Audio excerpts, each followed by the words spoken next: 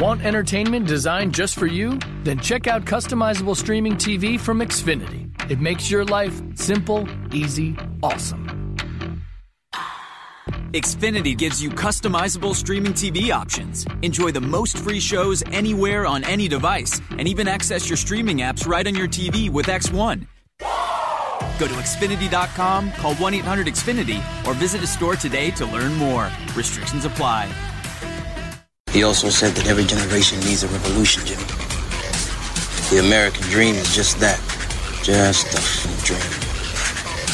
War is a continuation of politics, only by other means. Politics is a continuation of economics by other means. This is our bank. This is our war. And this is our plan of attack. Banks have become an essential threat to our democracy. So consider this justice. Thank you for listening to Revolution Radio at freedomslips.com, the #1 listener-supported radio station on the internet. Please help support this station so this battle can continue forward. Revolution Radio!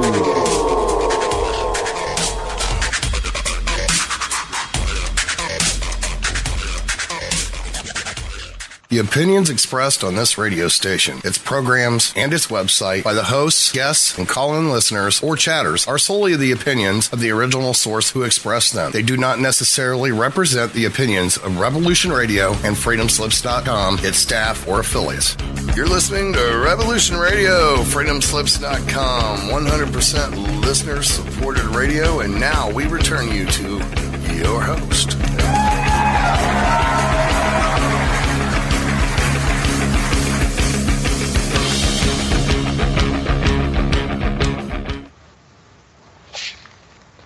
Aloha, everyone, and welcome to Stargate to the Cosmos. I'm your host, Janet Care Lessin, with my co-host, Dr. Sasha Alex Lessin and Kevin Estrella. And our producer is Thomas Becker, and our guest today is Solaris BlueRaven. And Solaris is a published author, producer, writer, editor, and public speaker with a professional background in covert technology, surveillance, investigative research, healing modalities, and technology. She is known for her experience as a test pilot for synthetic telepathy black projects, of which she discloses in her new book series, Eye of the Remote. She is a world-renowned psychic, clairvoyant, remote viewer, and systems busters for MK Ultra-related programs. She's a second-degree black belt, has an extensive background in advanced sciences and mystical alchemy, and she investigates supernatural and technological anomalies.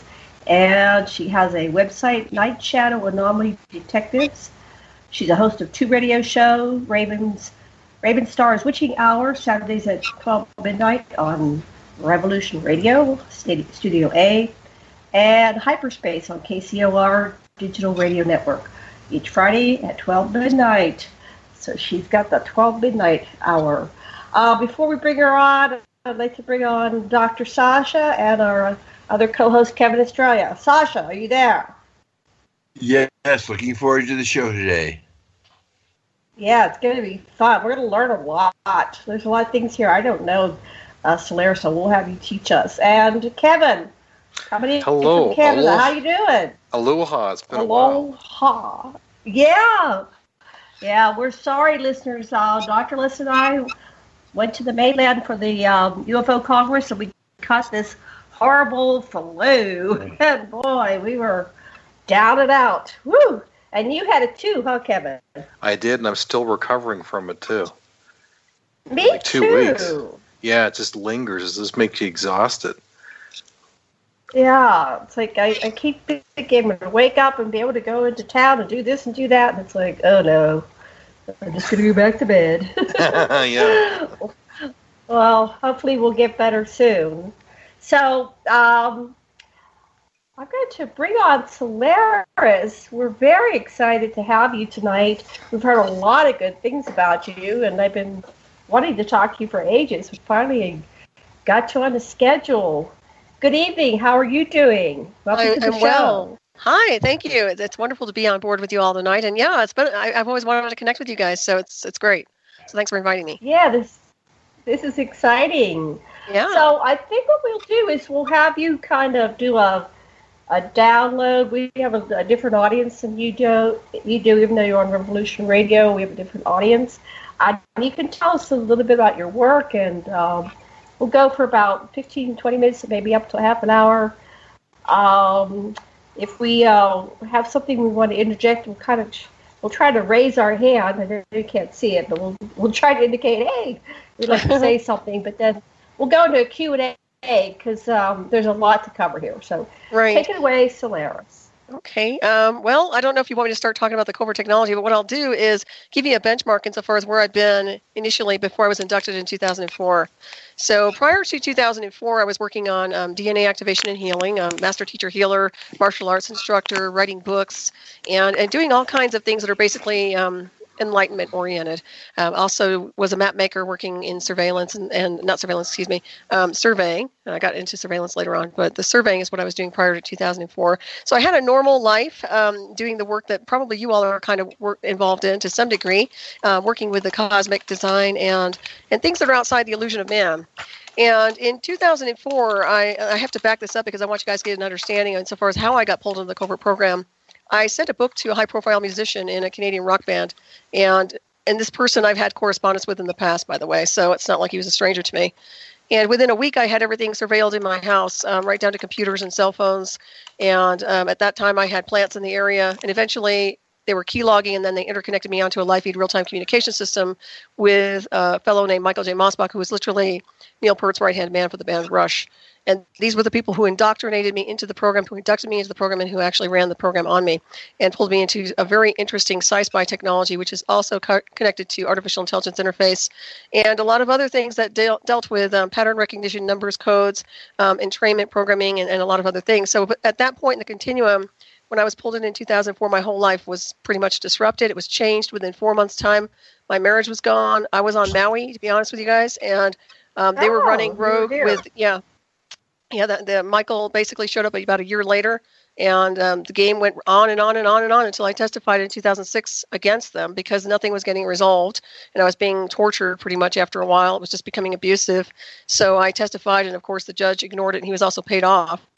So literally that was ignored in 2006 when I testified. And at that point, I started getting involved in writing about the whole experience, putting it in documentation because I realized everything was swept under the carpet, and that these guys were literally just covering their tracks and basically doing all kinds of damage control, character assassination on me, on the internet and everything else. So I had no choice but to put the book, I, The Remote Black Operations in Areas Beyond 52, out, which I did.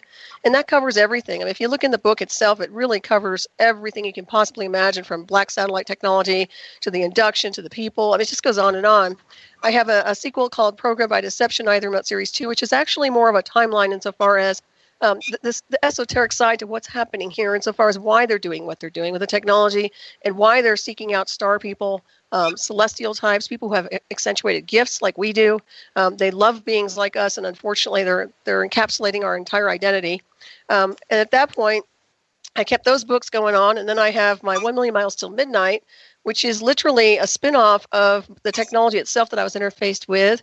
And that is actually kind of like the final product in a sense that that's really what's happening behind the scenes. It's about morphing worlds, ascended machine technology, how people and mankind basically gets indoctrinated into more than transhumanism. So it really goes on to the level of that machine interface, and then it goes way beyond the spectrum of mankind and the Earth. So that's, I hope this isn't like a crash course, but it kind of is. Well, but I want to give you a rundown. It is. So I think we're going to have to slow it down a little bit. That's all right. I go fast forward, and I have a tendency to do that due to some of the programs I had indoctrinated into me. That's okay. Let me know where you want to start again. We're in kindergarten. We're in kindergarten. Okay. And I think this is very important because we've approached the same thing from a lot of different perspectives. And I think we're converging on the same thing. But you have a piece of the puzzle that we lack. And I think that's why the universe threw us together. Right. I know Kevin interviews a whole bunch of people up there in Canada, and so we're going to have a lot of questions, and we're probably going to have you back for more than one show to get this, how to integrate all this stuff, like a big jigsaw puzzle. Oh, but okay. Yeah, Sasha, did you have a question? Oh yeah, let's slow down a little bit, and Believe me, you can listen to the replay now. Okay, so what I sort of get is that you are being against your will forced into my labs type programs, and they're harassing you, and you somehow have been able to maintain your integrity anyhow. Am I tracking you at all? Well, that's semi correct, but I don't consider myself a military abductee, although it does correlate. And the technology that they initially pulled me into, I think, was experimental and exotic. And pretty much I was a test pilot for the synthetic telepathy live feed real time. I mean, they really handled me with kid gloves, and that was with the initiators. So I would say that I initially was being tested and interfaced and literally used as a spy to some degree through their programs. And then later on, after nothing was getting resolved and I felt like I was being swept away and overrode by the technology interface, I had to I had to communicate, and I felt like I was being more abused than anything else. And at that point, it became abusive and I had to testify. Go ahead. Can you explain to us what this synthetic telepathy live feed technology, okay. Live feed technology, how can they interface that with a human being? Easy. How does that work? Okay, well, let me explain. Well, you all know that you're all very psychic, and I know that all of you are. So you have a bioelectric field, and you have a natural multidimensional system. You have a natural psychic ability. They can literally remotely tag you by black satellite technologies or other various forms, depending on if they're doing a surveillance around you or surveilling you. So literally, it's remote access. That's what we call remote brain hacking. So they can literally use a signal to interconnect onto you and match and almost heterodyne your frequency onto their communication system, and then overlay it and create a feedback communication system, which basically is synthetic telepathy live feed with a real-time handler. So basically, they're enhancing your psychic abilities. They're mapping it. They're interfacing it onto technology, and they're playing it back to you. So then you have a link, and that link is established and interconnected with a communication system. Usually they'll have to have an operator, controller, or programmer involved. Live feed real-time handler is there to make sure that you are complying with what they want and interfacing you and programming you, because when they start doing this to you, you actually, your eyes get mapped, your body gets mapped, your bioelectric field gets mapped. When you look around and you start to see things, they will map everything for you so you cannot think for yourself. Every time you try to communicate a sentence, they'll overlay it or they'll interfere or try to communicate a combat communication. So you had to box it out of your system. You have to box it out of your brain. It's really intrusive. With the live handler real time, it wasn't as bad, but as soon as they start interfacing and they start playing the chess game, it is horrific. And this is one of the things that I learned to talk. How do you know it's happening to you? Can they do this to because you start hearing even know it's happening? If you'll know immediately, because the body goes into a kind of a shock. My initial system went into almost a trauma because of the interconnection program, they call it, an interconnection. So you literally, your vitals start to drop. You basically, it's almost disorienting to a point where you get overloaded with technology and a transmission and a signal, and then you start hearing communication in your head. Okay, so those of you who think, I'm hearing voices, so this is synthetic telepathy. This is not hearing a voice, and I've never heard voices my entire life until they plugged me into the communication system live feed real time. So it wasn't a voice per se, it was the technology interface live feed with the handler, which he later confirmed, by the way, in person. So that's what happened, and that's how they do it. And once they establish that brainwave, why did they choose you? Why did they choose everybody you always over asks other me people? that. I think I was a good candidate for the technology at the time, to be honest with you, because I have, and I'm sure you all are familiar with Merkaba, but I have a Merkaba signal that was very, very powerful before they showed up in 2004. And this is due to my light body buildup and all the spiritual work that I had done. I had a very powerful signal that would emanate, that literally what I call my universal celestial heartbeat and pulse. That seemed to intrigue them to some degree. And they liked that signal so much they interconnected it with a scalar wave and started their communication and started doing a bunch of different types of tests with me. So that is one of the reasons I think I was a good candidate. Plus a second-degree black belt. I'm very good at weapons. Very smart. I'm a map maker. I think I was a good candidate for their technology, to be honest with you. You're and I think they also had a bright light, very bright light that they could take advantage of. Well, I think so, possibly. Yeah, I thought I was at the time, and I'll tell you, I felt like I just got completely run into the ground. And the one thing I can tell you is, as being a free soul and a free spirit in light, it's very intrusive. It's dark. It's very dark. I can handle a lot of different worlds, but this is an ugly world. They really pull you into an ugly world. So just wanted to make sure people understood that it's not a joyride at all. Does it work with everybody or only certain people? I was going to say there's one thing that you said, Solaris. You also said that that they had actually physically put as some kind of implant into you to make it easier for them to control you too. Mm-hmm. Well, they did the remote brain hacking. Yes, I have lots of signal anomaly implants. I have one that was done with satellite-driven technology that was in my chest cavity that bounced to music on radio and literally would amplify around motorcycles and airplanes and all sorts of weird things. It was very interactive. So yes, I was tagged with this type of a technology where they had more remote control over me to a point where they could actually move my hands. They could move my eyes. I mean, literally, they were brain hacking me to a point where I wasn't in control of my body in 2004. I have to tell you, I was so traumatized. They were taking over. And this isn't a possession. This is interconnection with a live handler real time. So it's very creepy. Wow. Yeah. Wow. Okay. So we'll probably interrupt you again, but I think everybody got their questions answered, and then we go to the next step. Everybody okay? Sasha? Kevin? Okay. Yeah. Go ahead, Solaris. Okay, where do you more for us? Okay. I know I'm talking fast. Down a little bit. Everybody tells me to slow down. I'm telling you. A lot of new terms. I know. Yeah, I'm trying to. By the way, I think this is a good place to plug because I have it myself. You can get Solaris BlueRaven's DVD, Eye of the Remote, her whole testimony about all of this. I've got it. I watched it several times. It's fantastic and amazing. She goes into all the detail, and there's even a video in there with Steve Colburn, who's doing a live, basically locating these implants inside her body. The implant analysis scan. And you realize we had 45 minutes of raw video footage. I haven't even uploaded that. And that shows cameras going on and off and all sorts of weird stuff that was happening before he started to try to do the assessment. And I will be uploading that on probably Vimeo or something. I don't have it. I have it for sale on a DVD at my website, Night Shadow Anomaly Detectives, but I think I'm just going to upload it. And people want to donate, that's great, because I want it out there. And it has been cloaked for many, many years. It needs to be seen. I think particularly it's very important these next few years because of the things that are going to be taking place for the next, until 2021. Well, one thing I want to make a point of is that we are, we understand consciousness and freedom and grace and being in your bliss. And this type of a technology interface, when used as a weapon, does not allow for that. It doesn't allow for your freedom of thought, freedom of affirmations, freedom of prayer, freedom of feeling. It completely encapsulates you and controls you into a transhumanism program. And it is not pretty. And maybe it's a turn on for some people, but for me, I like technology, but this is abuse. And that's why I wanted to communicate to people and say, you know what, this is what these guys are doing with this technology right now. And I believe they are going to roll it out even worse for the mainstream within a few years. I mean, they're already talking about so much of this technology already. So what do you think are the possibilities of them using this tech? Sorry. How did you get away? How did you escape them? How did you get out of this stuff? And what can other people do? Well, I'll tell you, I pretty much just kept doing my own rewrite insofar as rewriting my own brain and my own programming. I just let go of the programs they were trying to run on me and overwrote it with my own multidimensional design, so to speak. I still have the signal anomalies, but they're not as strong as they used to be, although I have noticed for the past 3 years that there has been a kind of a ramp up insofar as signals trying to attack the back of my head. And I've had some issues that were health-oriented due to the way they're transmitting the signals now.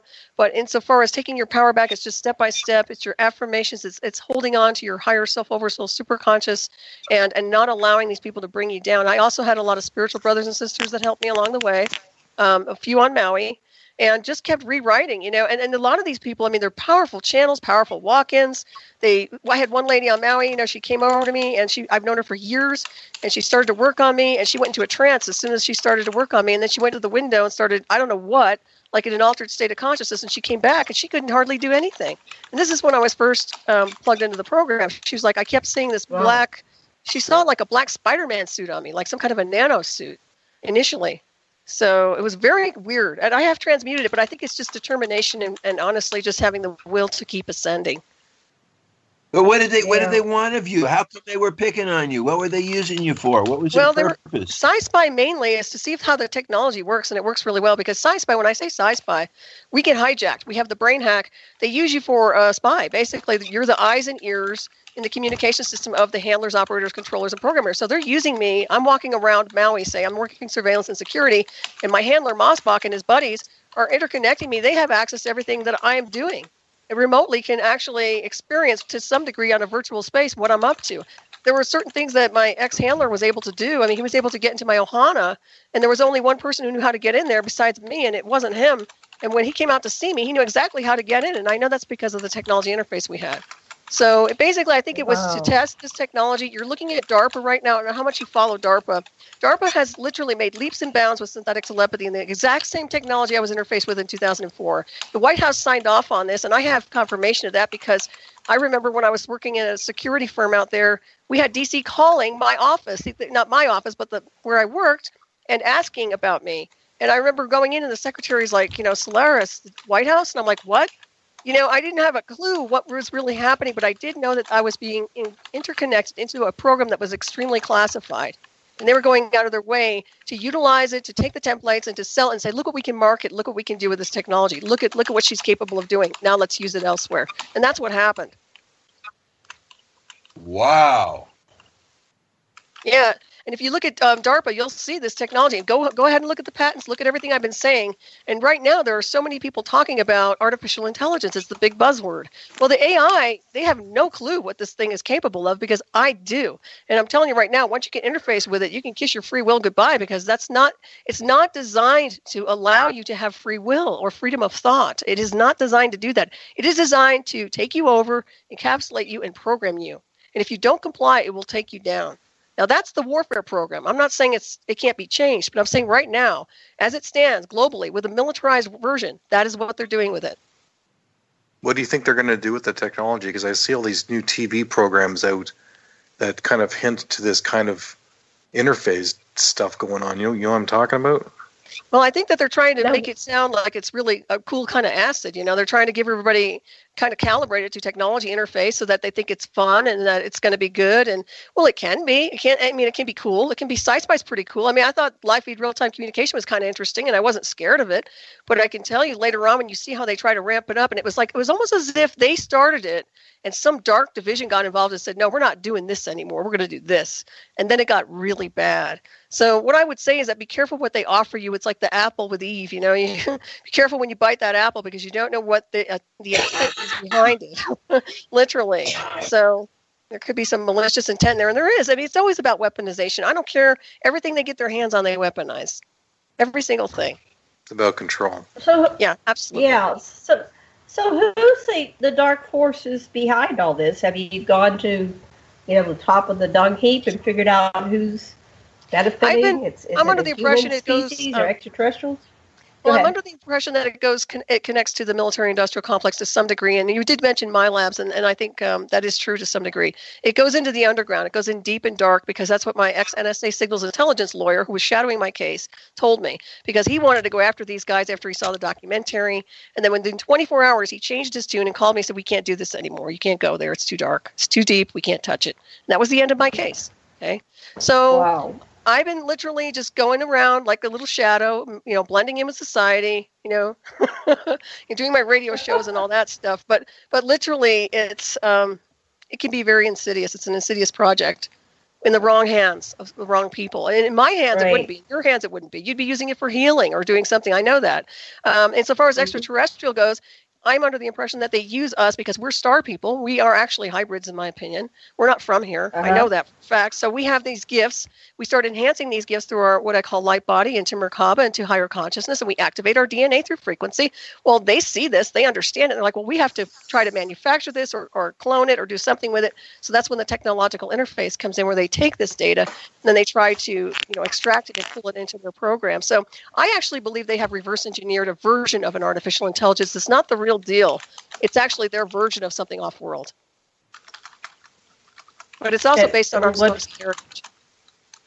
So what makes you think that? You said you have information? Well, insofar as that goes, just my own research in general, and just the things that were said to me back in 2004. I tried to take notes through the rest of the program as best I could. A lot of things connected into the Area 51 and the S4. I just take that with a grain of salt, but I do remember them calling me Roswell 7 as a nickname, and I thought that was odd. Then I started looking into other aspects of who we are as star people, which means our DNA and who we are in consciousness is not, like I said, it's not from here, which makes us the extraterrestrial. And from my experience, it's like they're terrified of the alien within. In other words, they're terrified of the alien intelligence that lives within all of us, that I believe is connected to our soul spirit. So that is what I got from this, is that they are attacking the off-world species within us that is not from here to control and manipulate and entrain onto this world. So it's really about a galactic multiversal universal war, if you ask me. And it's a violation of universal law. And I say this often because when you start dabbling like that, when they start crossing the lines in the war zone and doing these things to not respect the free will of someone else, I think that's a big problem. And I think it's a universal problem. So you said this started when you were here in Maui.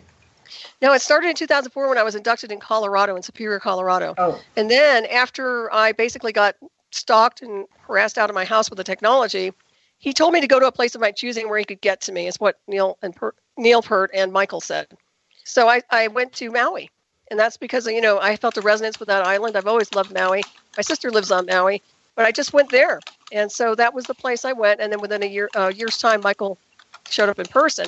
What was interesting is that when he would leave me messages on my cell phone, or not my cell, but my house phone over there, and I was like, I didn't even know who Michael was. I was that out of it. I was that inundated with the technology that every time he said, "It's Michael, call me. It's Michael, call me." I had no idea who he was. I thought it was my nephew. Later on, I met him in person. And then I asked him, I told him, we talked about the technology. We talked about the hearing. And he said, yeah. He goes, I used to have one. And I said, well, what? I said, well, how long does it last? And he looked at me and said, well, how long do you want it to last? So, he was basically doing a lot of things. We talked for many, many times, on and off on the telephone and this and that. And they always stalled. They were always stalling for time. Always stalling. Mm-hmm. So now, who is this Michael guy? Michael D. Mosbach is the director of security and surveillance for the band Rush. He was the one who got involved with Neil. He was contracted by Neil to get me involved in the program and interconnect me live feed real time. And that is the guy who did it with Neil. And he is the guilty party, and he lied under oath, and he committed perjury, and he should be held accountable for that. But they do it all the time. So, wow.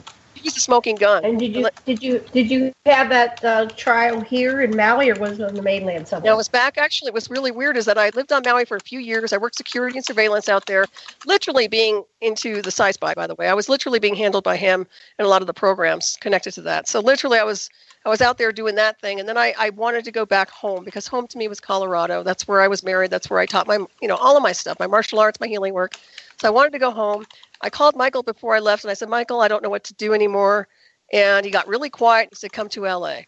Well, I didn't come to L.A. I went to Colorado. And after I came to Colorado, he comes out here. He comes out here with his buddies. He comes out here with Brian Lee, Geddy Lee's relative, and literally sets me up in the courtroom, asked me if I want to talk to a magistrate. And I didn't know. I said, well, sure, if you're in my corner. He goes, oh, don't worry, I'll be there. But he wasn't there. He was there to set me up and basically stab me in the back, which is what happened. So I did go in and I testified in Colorado, and they literally just ignored the case. But I also know that was supposed to have been a public hearing, and it turned out to be a private hearing.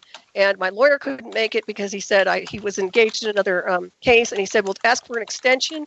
And I said, he goes, get 30-day extension. And I tried, and Mosbach goes, well, she's just lying. She's just stalling. She can't get 30 days. And so literally the judge ignored me rather, and allowed for Mosbach to literally run his yes syndrome in the courtroom.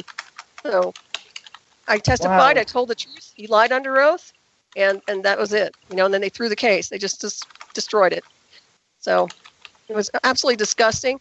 And when I look at it, they really took advantage of me being in such a traumatized space because in 2004, when I was inducted, I was pulled in April. My mother died in June.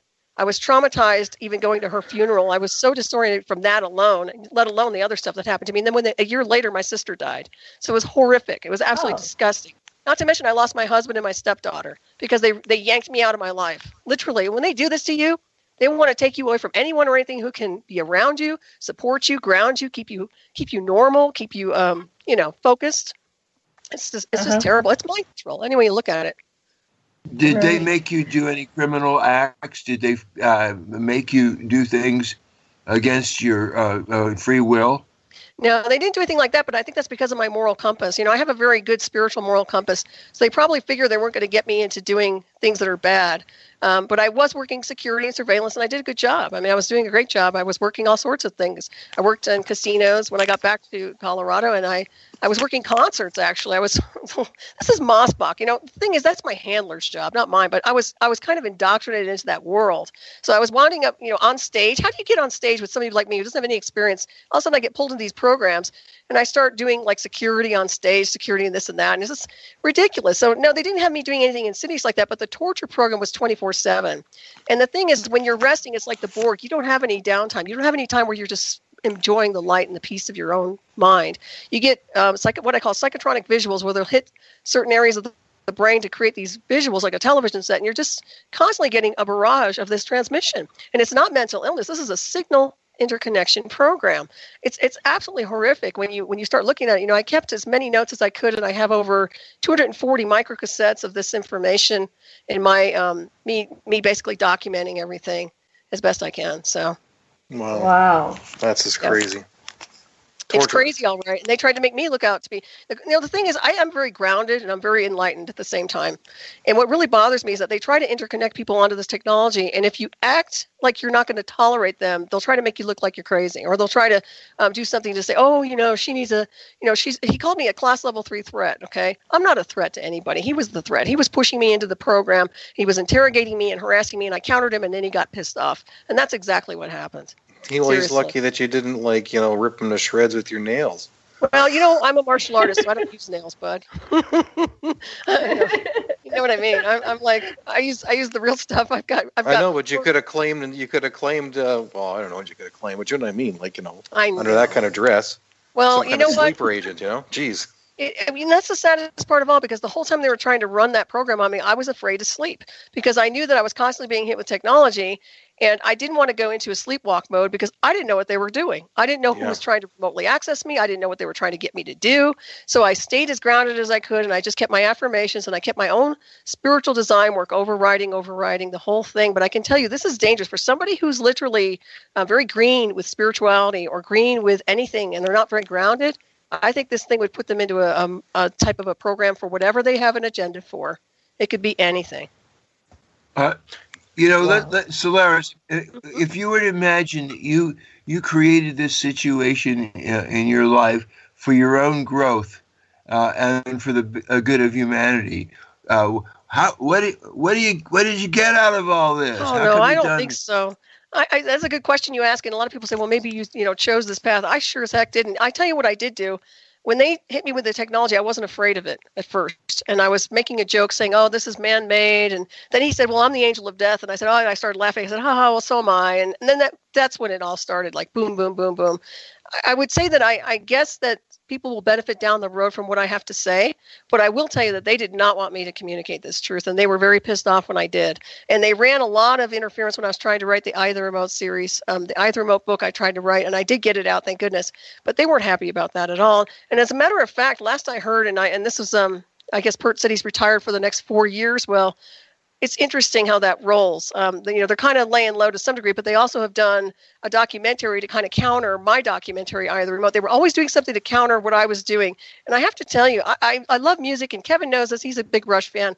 I used to love their music too, and I used to have correspondence with Pert. And every time, it wasn't a group you're a fan situation. It was me respecting his work and him sending me a postcard, and it was never bad. So whatever happened along the lines, I don't know. All I know is that I did the best I could with the technology interface I was dealing with, but when it got down to being abusive, I had to do something. And I do wonder, because I've lost everything, and I don't play the pity party, but I'm like, you know what's really strange, and maybe y'all can relate or not. My life feels like I'm a ghost now. I feel like most of me is off planet, and what's here now is a shell of who I was. And it's very scary, because I don't dream anymore like I used to. I feel like they've just parasitically sucked so much of my beautiful life force and my celestial energies, and I don't know what they've done with them. I don't know what's been done with those things. So it's very odd. It's a very strange feeling. And then I live back here in Colorado. My ex-husband's remarried now. He never knew what happened. He never understood the whole case. So he's basically living in an illusion, and I'm happy for him. I'm glad he's married. I'm not going to bother him. I leave him alone. But the problem with this is that people don't know the truth. And it's horrible. It's absolutely disgusting. And I'm just what did he experience? Let's go back to your story. Well, go ahead, Kevin. You ask him. I want to go back to the story. I always wanted to know what was it that he was experiencing? What made your marriage break apart? Well, what broke it apart was the fact that I wasn't verbally communicating with him. It was like I was in some kind of a trance. And yet I knew he was there, but I was literally engaged in the artificial telepathy live feed real time 100%.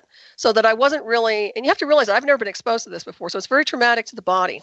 So literally I was not really talking to him. I was literally interfaced 24/7, but he was acting strange. He was acting, I don't know, kind of like in La La Land in a weird world himself. And then when my mother passed away, I went to the funeral alone, and he went to a road race. We were supposed to both go together. So I would say how it affected him was that there wasn't any communication. He actually said, "Are you being drugged? I'm going to call your doctor. What has he given you?" You know, we're both athletes. You have to understand, we teach martial arts. We're athletes. We're road race people. We run races. We both are very healthy. Once in a while, we'll have a beer or something. We do not do drugs or alcohol. I mean, that's just not our thing. So for me to act strange, I don't take medication. I was never on a medication. It's abnormal. So that was the whole thing too, the whole behavioral pattern of me. Even my stepdaughter said, "What was wrong with you?" Because she wrote me a letter, and she sent me a letter on Maui. She said, "I don't know what was wrong, but she said you kept staring out the window and you wouldn't talk." It's horrible. It's absolutely disgusting. Wow. And that's how they saw me, okay?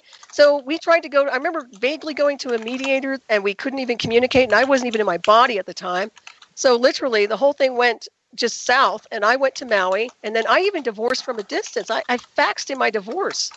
Wow. This is not normal. And then Mossbach shows up, my handler. This is sickening. So this was a premeditated event, and I didn't create it. I'll tell you point blank, I did. We had a wonderful marriage, and I was never, ever, ever. I thought he was like my soulmate. We figured we'd stay together forever. So very strange. Wow. So you left Maui, you went back to Colorado. Then what happened? Well, after I got to Colorado, that's when I stayed at a little place in Louisville, just rented a room for a little while working security. And then that's when Mossbach showed up and said, "Well, how would you like to talk to the magistrate?" And that's when he set me up in the courtroom. So after that, I had to go testify in the courtroom. But the weirdest thing is that he handed me, when he saw me in public, we actually came to my place in Louisville, and he walked in with his buddies. He had two people with him. And one was Brian Lee, relative of Geddy Lee. And why he was there? Well, I don't know. Why was Geddy Lee's relative there? Well, once again. So you have these people. We all sat at the picnic table, and he said, "How do you like to talk to a magistrate?" And I said, "That's fine as long as I have somebody in my corner." And he said, "Well, don't worry, I'll be there." And I think I mentioned this to you all. And the whole time that this is going on, Geddy Lee's brother, or whatever he is, Brian Lee, is sitting there looking through my poetry, and he's going, "Oh, I like your handwriting." And then Mossbach showing me his tattoos. Like I care. And then the next thing I know, he's handing me a piece of paper. And I go, "Well, you're setting me up." And he looks at me and he goes, "Oh, have a nice day." And then I literally got on my cell phone as he was walking to his car. And I said, "Michael, you're setting me up. What is this about? I'm not signing it." And he used that as a weapon against me in the courtroom and said that I guess I violated the restraining order, because it was a restraining order at the time. And they actually detained me at the jail for 6 hours. That was illegal. The DA threw that out. And normally when you hand somebody a restraining order and you're on it, that makes no sense whatsoever. And he was there handing it to me on my property. And all I did was ask him a question from my property with my cell phone as he was walking off. They totally set me up to cover their tracks and to cover Pert's tracks. I mean, this was literally complete sanitization of the whole case. So, and that was pretty disgusting because, coming from me, I'm a really good citizen, okay? My husband and I were model citizens. We taught martial arts. We even had law enforcement coming to our class. We literally are good people. So for that to happen to me and them try to set me up like I'm some sort of a freak or something, absolutely inexcusable. So, of course, the DA threw that part out, but it made me angry. It made me very angry that he tried to taint my character like that. So that happened. What was the case?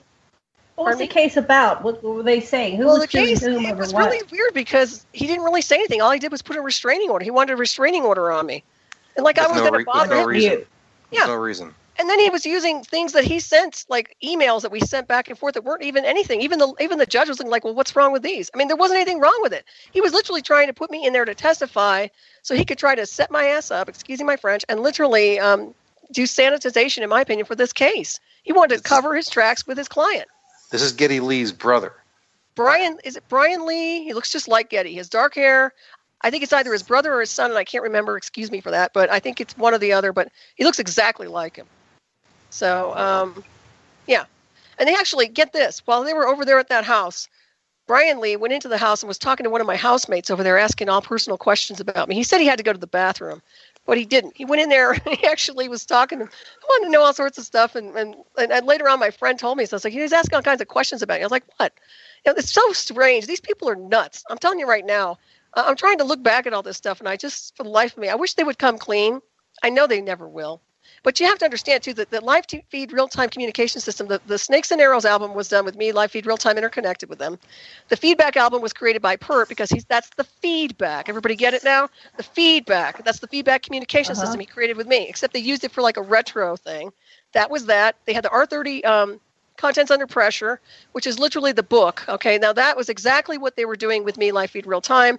And Contents Under Pressure is if you ever remember the Grace Under Pressure album, yes. Contents Under Pressure and Grace Under Pressure, if you're being interconnected with this technology, it is pressure. It is grace under pressure. If you look at the lyrics of Pert, he is talking about this formula of technology since day one. Nobody caught it. Nobody caught it. I don't know why. But it's there. And I guarantee you, Kevin, look through the lyrics, and you'll find it. Mm-hmm.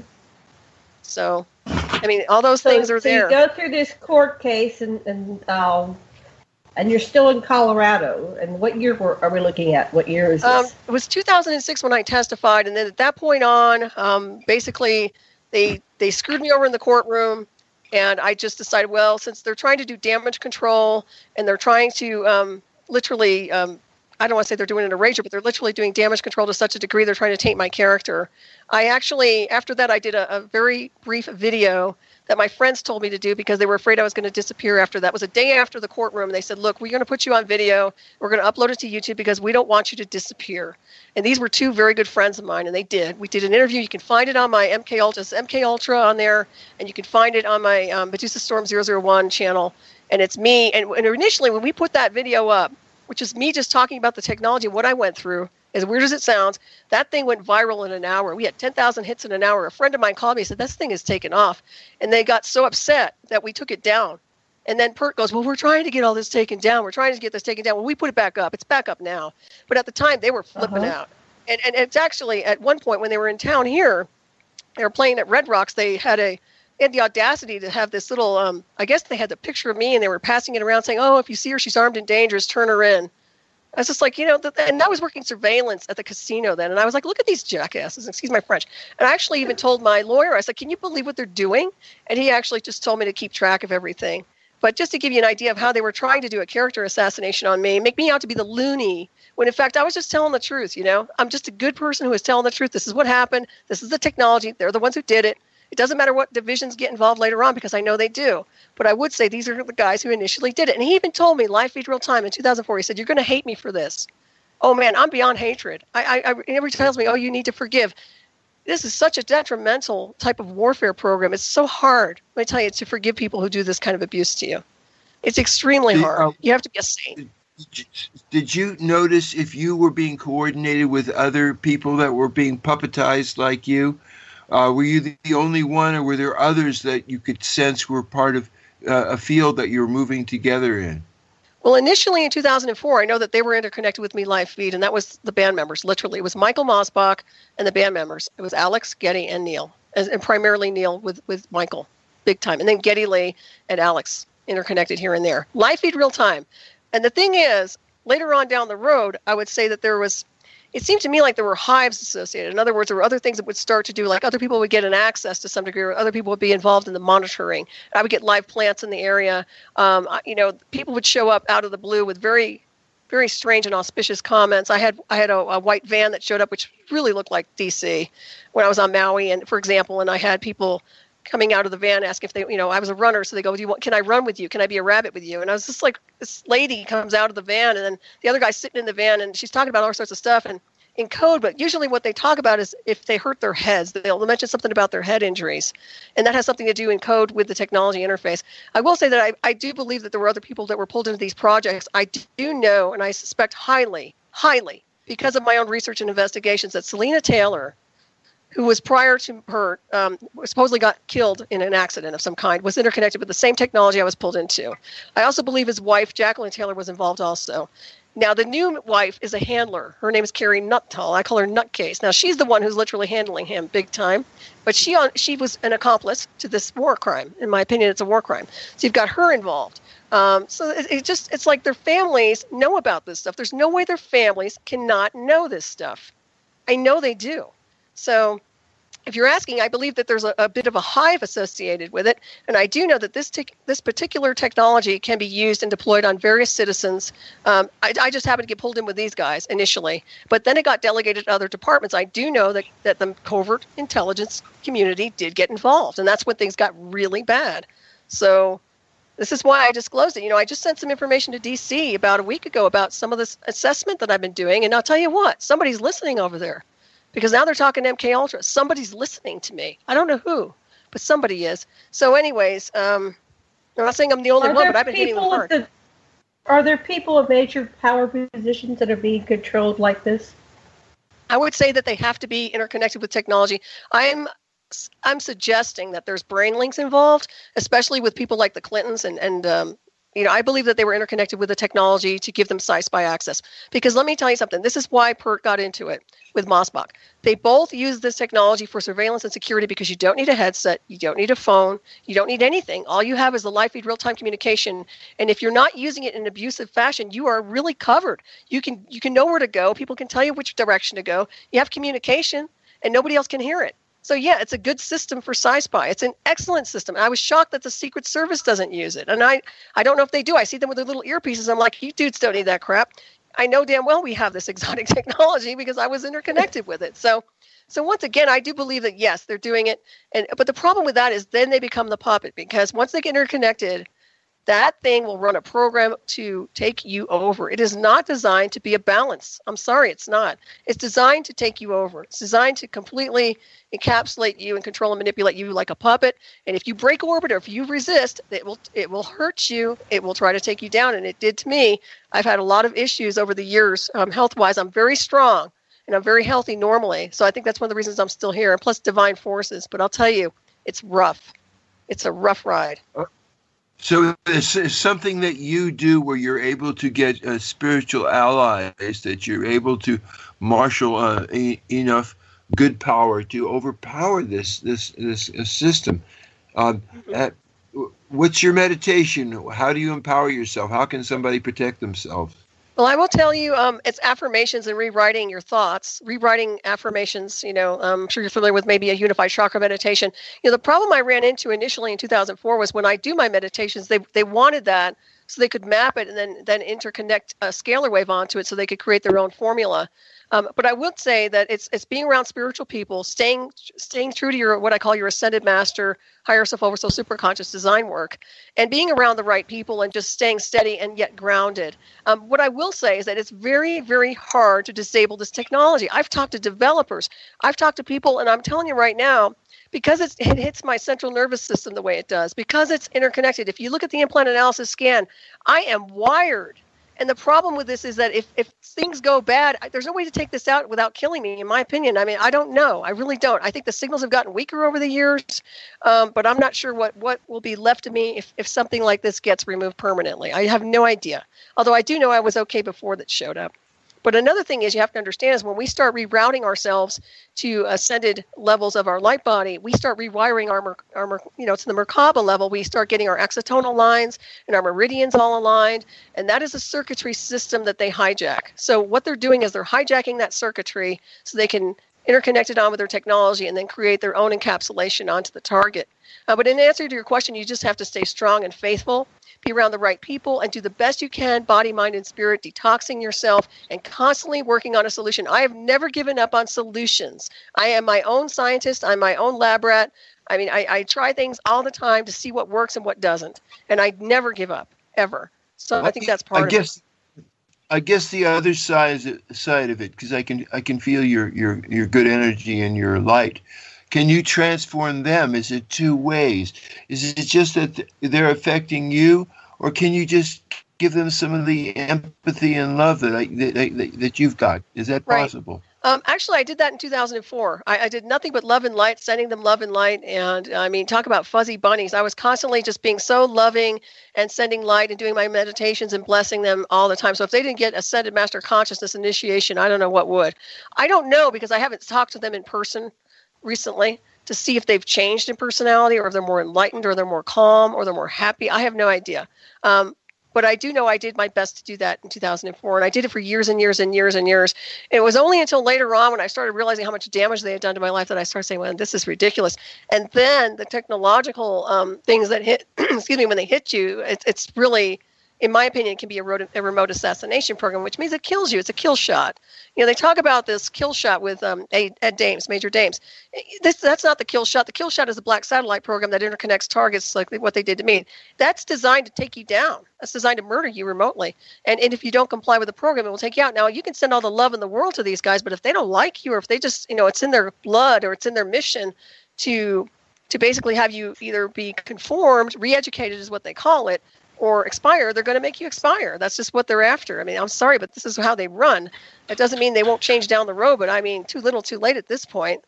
So, what is this black satellite program you referenced? The black satellite program is the covert satellite systems that are used in the underground bases that correlate to the technology interface. In other words, there's other peoples and operators that's beyond classified that literally can access the technology so that people are being inducted and triangulated from a distance. You've heard stories about people, they have satellites that can zoom in on this. Yeah, they can zoom in on everything, all right, but they can do a lot more than that. As a matter of fact, they can hack and remotely access a target and create a lot of misery for that target. And they can also do it on a mass scale, although I don't think they've deployed it like that yet. They're starting to select people. They pluck them out. So, but that is part of the black satellite system. Go ahead. So have they kind of let you go? Not really. I mean, I'm never going to be alone. I mean, in a sense that I have technology still here, but it's getting weaker, yes. But so am I. My body's breaking down.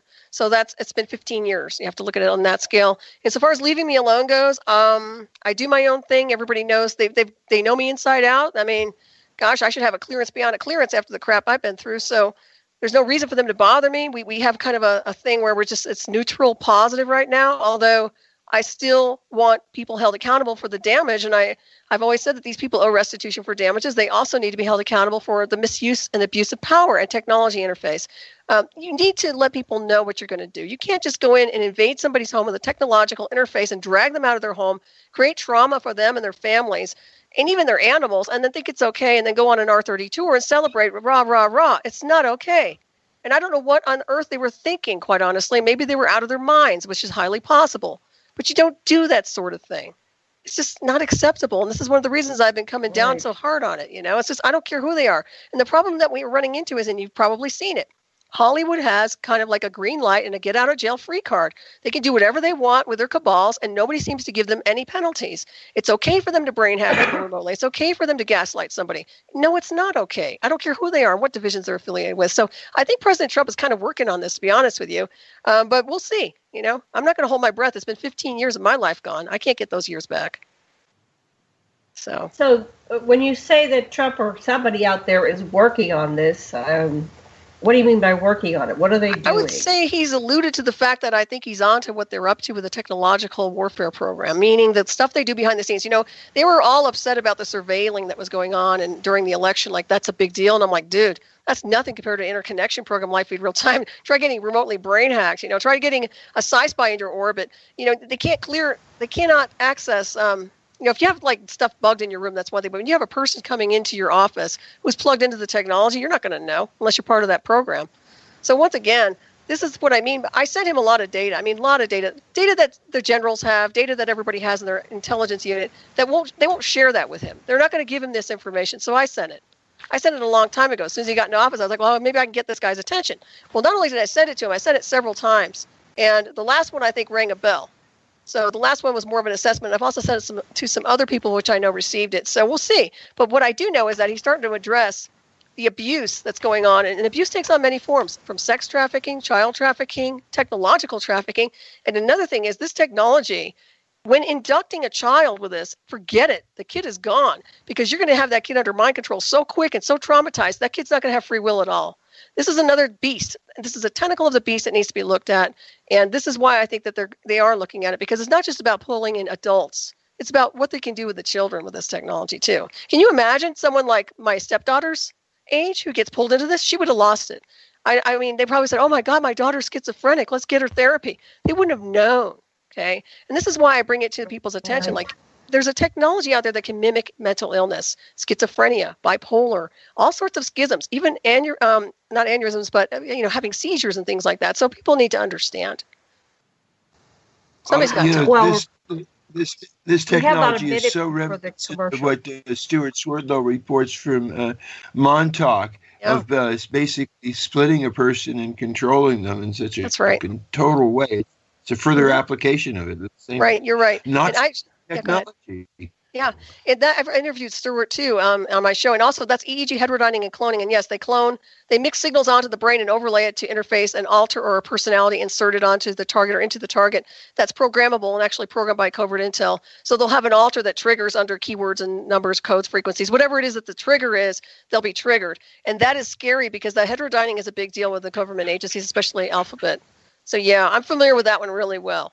Yeah, they do, and that's where people can say, well, look, they're schizophrenic. Look, there are multiple personalities. Well, who created the personality? Let's say EEG cloning and heterodyning interface. That's who, and that's usually done by CIA or a spinoff of the agency.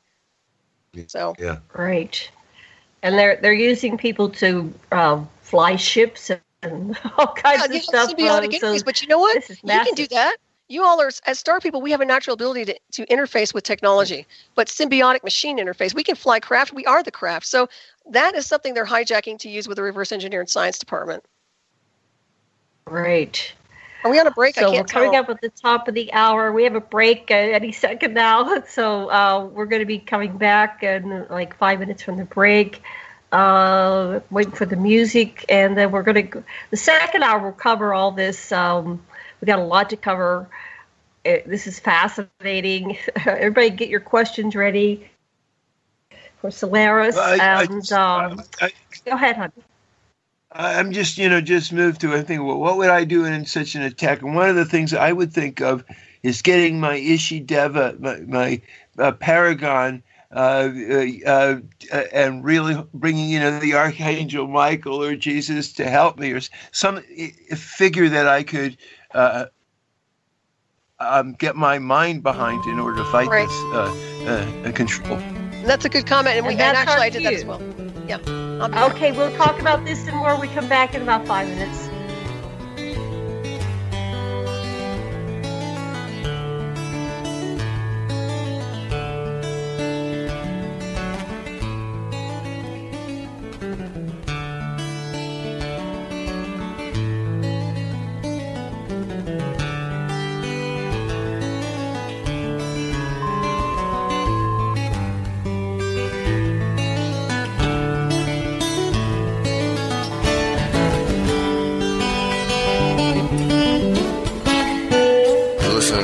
Radio at freedomslips.com, and we'll be right back after this message.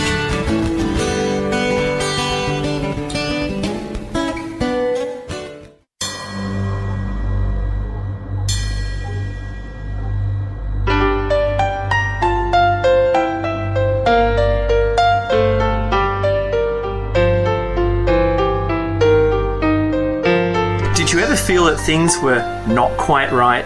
That everything was just ever so slightly askew? Do you have, to paraphrase Morpheus, a splinter in your mind? If you're interested in hearing the latest information about UFOs, the paranormal, ancient cultures and structures, monatomic elements, longevity, fantastic discoveries in science, downloaded to your brain, then tune into us. Hi, I'm Dave. And I'm Mackie. And we are Shiny Side Out, Sundays 2 to 4 a.m. Eastern. See you then. Revolution Radio, freedomslips.com. You don't need to expect us. We're already here. Join me weekdays for my new show, Tell Chris Joe. It's going to be a problem show brought to you live from Kensington. Thursdays, I'm dealing with hot topics, heated debate, what's new around the world, and ring-ins to discuss listeners' problems and offering considered and heartfelt solutions. So join me, Chris Hart, for Tell Chris Joe. Stop what you're doing, grab a cup of tea, and coming live from Kensington. Relax, let me entertain you with a coffee bar online. Listeners' very personal problems. So that's Thursdays, 2 p.m. in the afternoon, Revolution Radio, freedomslips.com. See you there. It's going to be lots of fun.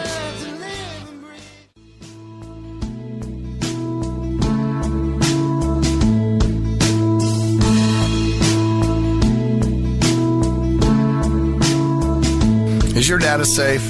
Do you have the necessary information to assist you in confidently living through just about any survival situation? Is survival and gardening, off-grid living, medical knowledge, or even natural or man-made EMPs on your list of personal concerns? Do you have your documents and your personal information in a safe place in your hands where you know where it is? Well, check out our preloaded EMP-proof thumb drive. Over 3 gigs of survival documents and how-tos, plus the USDA offline food preservation website, and much, much more, including a surprise bonus we just can't tell you about here. With plenty of room left over to store your most important documents. Imagine if a megavirus or a computer failure took out your bank, or all the banks for that matter. Are your banking records safe in your hands? So when they get things fixed and repaired, you can say, hey, look, this is what I had. You have it. I want it back. Is your personal data safe? Family records, addresses, phone numbers? Well, squeeze on over to freedomslips.com. Yes, that's www.freedomslips.com. Click the banner on the homepage for the EMP-proof bullet drive to get the full scoop of everything that we offer. So, folks, keep your data safe for your peace of mind. Revolution Radio, freedomslips.com. You don't need to expect us. We're already here.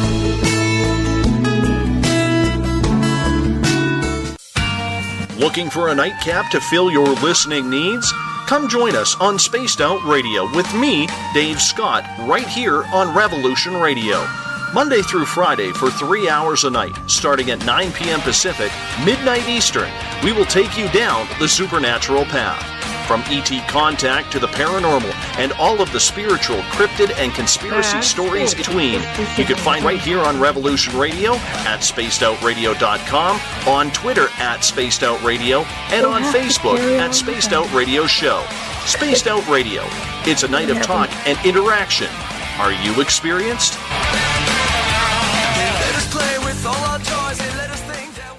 The opinions expressed on this radio station, its programs, and its website by the hosts, guests, and call-in listeners or chatters are solely the opinions of the original source who expressed them. They do not necessarily represent the opinions of Revolution Radio and freedomslips.com, its staff, or affiliates.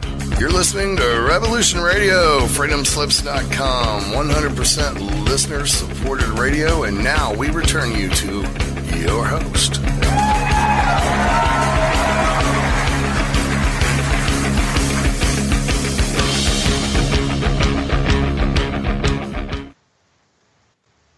Aloha, everybody. Welcome back to Stargate to the Cosmos, and I'm your host, Jennifer Lessin, with Dr. Sasha Lessin and Kevin Estrella. Our producer is Thomas Becker, and our guest is Solaris BlueRaven. So before we get back to our show, I'd like to remind everybody to go over to that donation button on revolution.radio and do make your donation at this time. We greatly appreciate your donation. A bad pager. How are we doing this month? Yes, ma'am. We got 2586 and we need 27, so we're still, a couple of $100, well, a little over $100. So, and a couple of days to go. So please donate. Please donate. Okay. So when we left, we were talking. What were we talking about, guys? Sash, where were we? What we're talking about is that the spiritual means that we have to combat this militarized AI that's putting us down a junk singularity, which is a false. It's not a spiritual path. It's the opposite. It's a robotized path. Yeah, as I call it, oratronic to some degree. It's incomplete, but I would say it's so weaponized and so negative that it's totally against your spirit and your consciousness. In my opinion, it's very toxic. But you're right about, I know before we hit the break, you were talking about bringing in God, the archangels, and Christ, and I did all that. I think I touched on the break. I was bringing in affirmations and calling on the big guns, and it wasn't that, and I'll reiterate this again for the listeners, it wasn't that I wasn't protected by divine forces. It was because they were using a warfare program that's designed to completely attack the electromagnetic field. They were puncturing my electromagnetic field. And I didn't mention this to you, but there's a woman on Maui who was doing radionics for me. And as soon as this happened to me, I got on the phone and I said, look, I know they tagged me in my chest cavity. I can feel the signal. And she did a radionics and she said, yeah, it looks like somebody just put a hole right through your chest cavity. And this is what I mean. But radionics does a really good job, as you all probably know. I would say one thing about, besides affirmations and divine forces, radionics will broadcast out any transmissions that are coming in that could potentially attach onto your electromagnetic field through a radio wave, I would say, or a microwave or anything else. I would say try to use radionics to deter. But the other thing that they do is that they can puncture and basically tag you and interface you with a technological neural interface. So it's not about not being protected. It's just about if they want you, they can get you. Unless you're underground in some kind of a steel cage or whatever, I don't know. So... And I've tried everything. This is so you're not safe anywhere on the planet. They can get you wherever you are. As far as I can tell, that's the case. And most of the time it goes into your home. And the problem that I ran into is I didn't have to go get dragged into a car somewhere in an underground base. These guys tagged me inside my home, at my own sanctuary, in my own privacy. And this is what I mean by where is our privacy these days? Well, we don't have any anymore. And it goes from spying through television sets and iPhones, and then it goes into something like what I went through. Key logging in computers, and then nosy people, and then all of a sudden you get interconnected with your brain. And then how far does it go, and when do they stop? Is my point. Right. So do you meet a lot of people that this is happening to, or? Over the years, over the years, I'd say that targeted individuals, as you probably are aware, a lot of those guys. A lot of people have been pulled into certain military abductions or MyLabs. A lot of people have implants. Steve Colburn's noticing more and more that people are starting to get loaded with implants. A lot of people have technology built inside of them. Where did they come from? Well, I'm not sure, but they were somehow along the way, these people are loaded. So that's another part of it. I think there's a lot of people out there that do have technological interface, but probably maybe not switched on. So that's a part also. And then all it takes is, a flip of the transmission to turn it on. So, but I have had people contact me over the years telling me how much they've been pulled into covert programs or they've had similar experiences, not the same, certainly not the same person. Although I did have a few people contact me about the band who were suspicious about certain people that worked with the band in their inner circle and had weird deaths associated. And they said there was some weirdness that was going on with them. So, I gave it to my lawyer and I just, that's all I can do with it. Right. So after you moved to Colorado, let's continue with your story. What else would you like to tell us about your story, your personal story? Well, after I moved to Colorado, I think I told you I went through all the ordeal of the court and everything. And then after that, I just kept working security and surveillance. I wound up working surveillance at the casinos for a while. And then I'm good at it.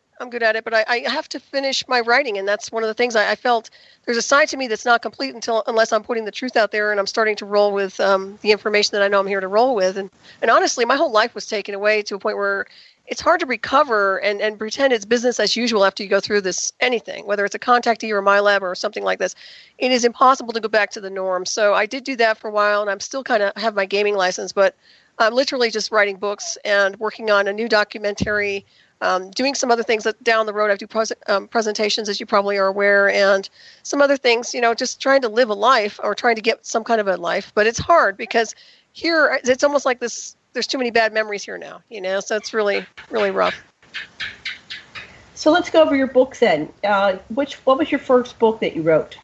Well, the first book I wrote was Transmutation Through Ascension, Soul of the Sun, and that was published in 2004. That is actually the book that triggered the whole thing. That was the book that I sent out to PERT after a kickboxing student of mine told me that he had his whole family, what happened to his family, because I had lost touch with PERT. I'd stopped communicating with him in the 90s, and apparently that's when all this happened. This tragedy happened to his past family.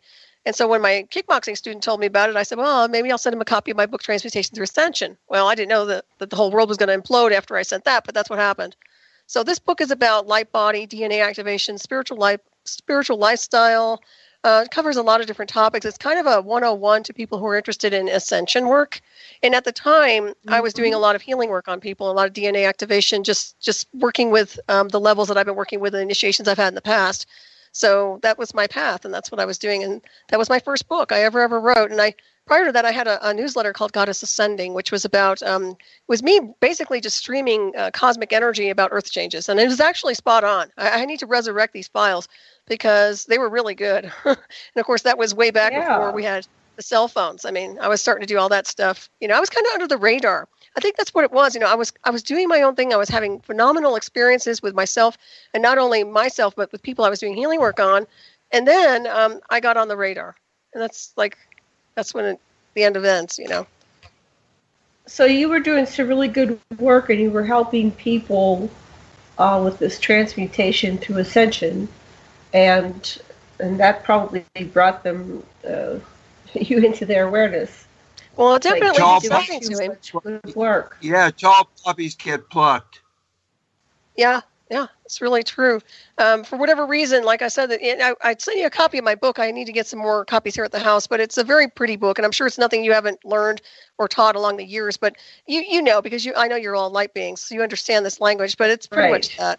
And the ascension work that's in here is really good, and I'm very proud of it, actually. And the more I look at that book, the more I hold it close to my heart, because, you know, had they left me alone, I would have been doing more books on ascension and more books on etheric light mastery surgery. And, you know, I'm sure you're familiar with etheric organ replacement, or how you can replace and overlay healthy onto, say, an etheric organ onto an unhealthy organ and heal it, right? Or maybe you're not. But I had all these Arcturian healing systems that I'm interconnected with naturally, because I was initiated into by a walk-in.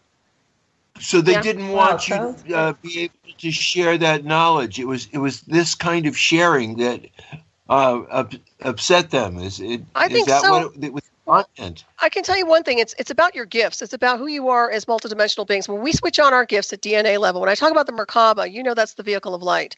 You know, people talk about needing a spaceship to traverse the cosmos. We don't. We are the ship. We are the vehicle. We can phase shift into other realities if we change our biomolecular field and our frequency, and we all know this. So this is a mystery school ancient teaching. We all know it. Those of our star people know how to do it naturally through our cellular memory. That is a huge threat to these guys and these undergrounds in the Black Science Department, the Black Space Program. If they know you can do anything that's beyond their spectrum or their box, they're going to want to control it. They're going to want to manipulate it, and they're going to want to create their version or create a reverse engineered aspect of it, because they certainly don't like us just being ourselves as multidimensional beings, to be honest with you all. Another thing I wanted to point out, I was doing grid running. I don't know how familiar you are with this. I had a group of people in my group each month. In the first week of the month, we would come in and do a holographic grid run onto the planet. What we were doing was running the light from the beyond the galactic center onto the grid, to the holographic grid, so we can help raise the vibration of the planet and just dispel the evil. And we would target certain areas on the map, and some were in South America, by the way. And we would just infuse light there. And I think, honestly, I didn't realize that. To myself, I'm thinking to myself, well, that's harmless. You know, we're just doing our little thing for 20 minutes. I don't think it was so harmless. I actually think that was something, even something as simple as that was a threat to them. Oh, it's beautiful. That's beautiful. Yeah. I thought so too. But thank you for saying that, because these are the little things that I would do that I thought were just, you know, just the norm. But this is something that they don't want us being light. They don't want us ascending. They don't want us bringing in cosmic design. They don't want us uplifting each other or activating our DNA. I mean, they want us to be like these entrained animatronic, just switched off units. We're not designed to be that way. So it's no good. Right. So you were interfering with their plans. I think so. Let's see. Your next book was let's see. I'm looking through. Eye of the Remote. Eye of the Remote. Tell us about that book. What's that about? Okay, well, the Eye of the Remote series book is the first one I wrote, Eye of the Remote, Black Operations in Areas Beyond 52, was because of the induction I went through with the band. And I had to crank this out because I knew that I had to put the truth out and a documentation of it, besides what I did on YouTube. And so I started writing this book after I was screwed over in the courtroom, to be honest, and that's when I started putting this out. And this particular book covers everything you can possibly imagine. I mean, I'll read you over some of the chapters, but you know, I was pretty much, it covers celestial heritage, star seeds, indigos. It covers the virtual and interdimensional space, ground control and silent mediums.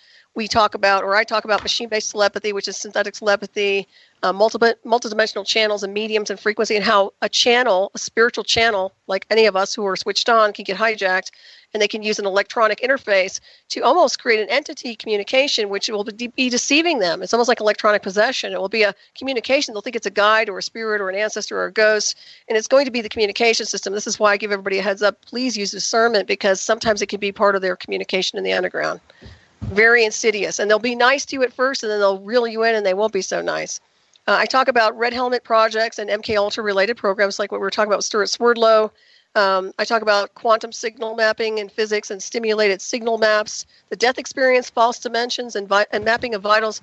One thing I wanted to mention with that was my mother transferred out in June.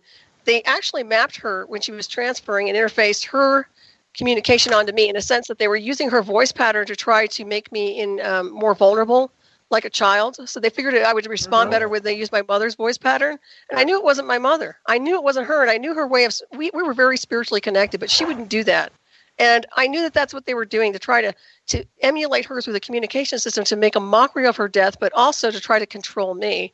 So that was going on. And I'll tell you what, these guys do what I call a very insidious ritual around people who are dying. In my opinion, just from what I experienced, I think that they're mapping people's brainwave activity and utilizing that brainwave activity onto their communication system with artificial intelligence. And I think that's where we're getting fake ghosts, what I call synthetic ghosts.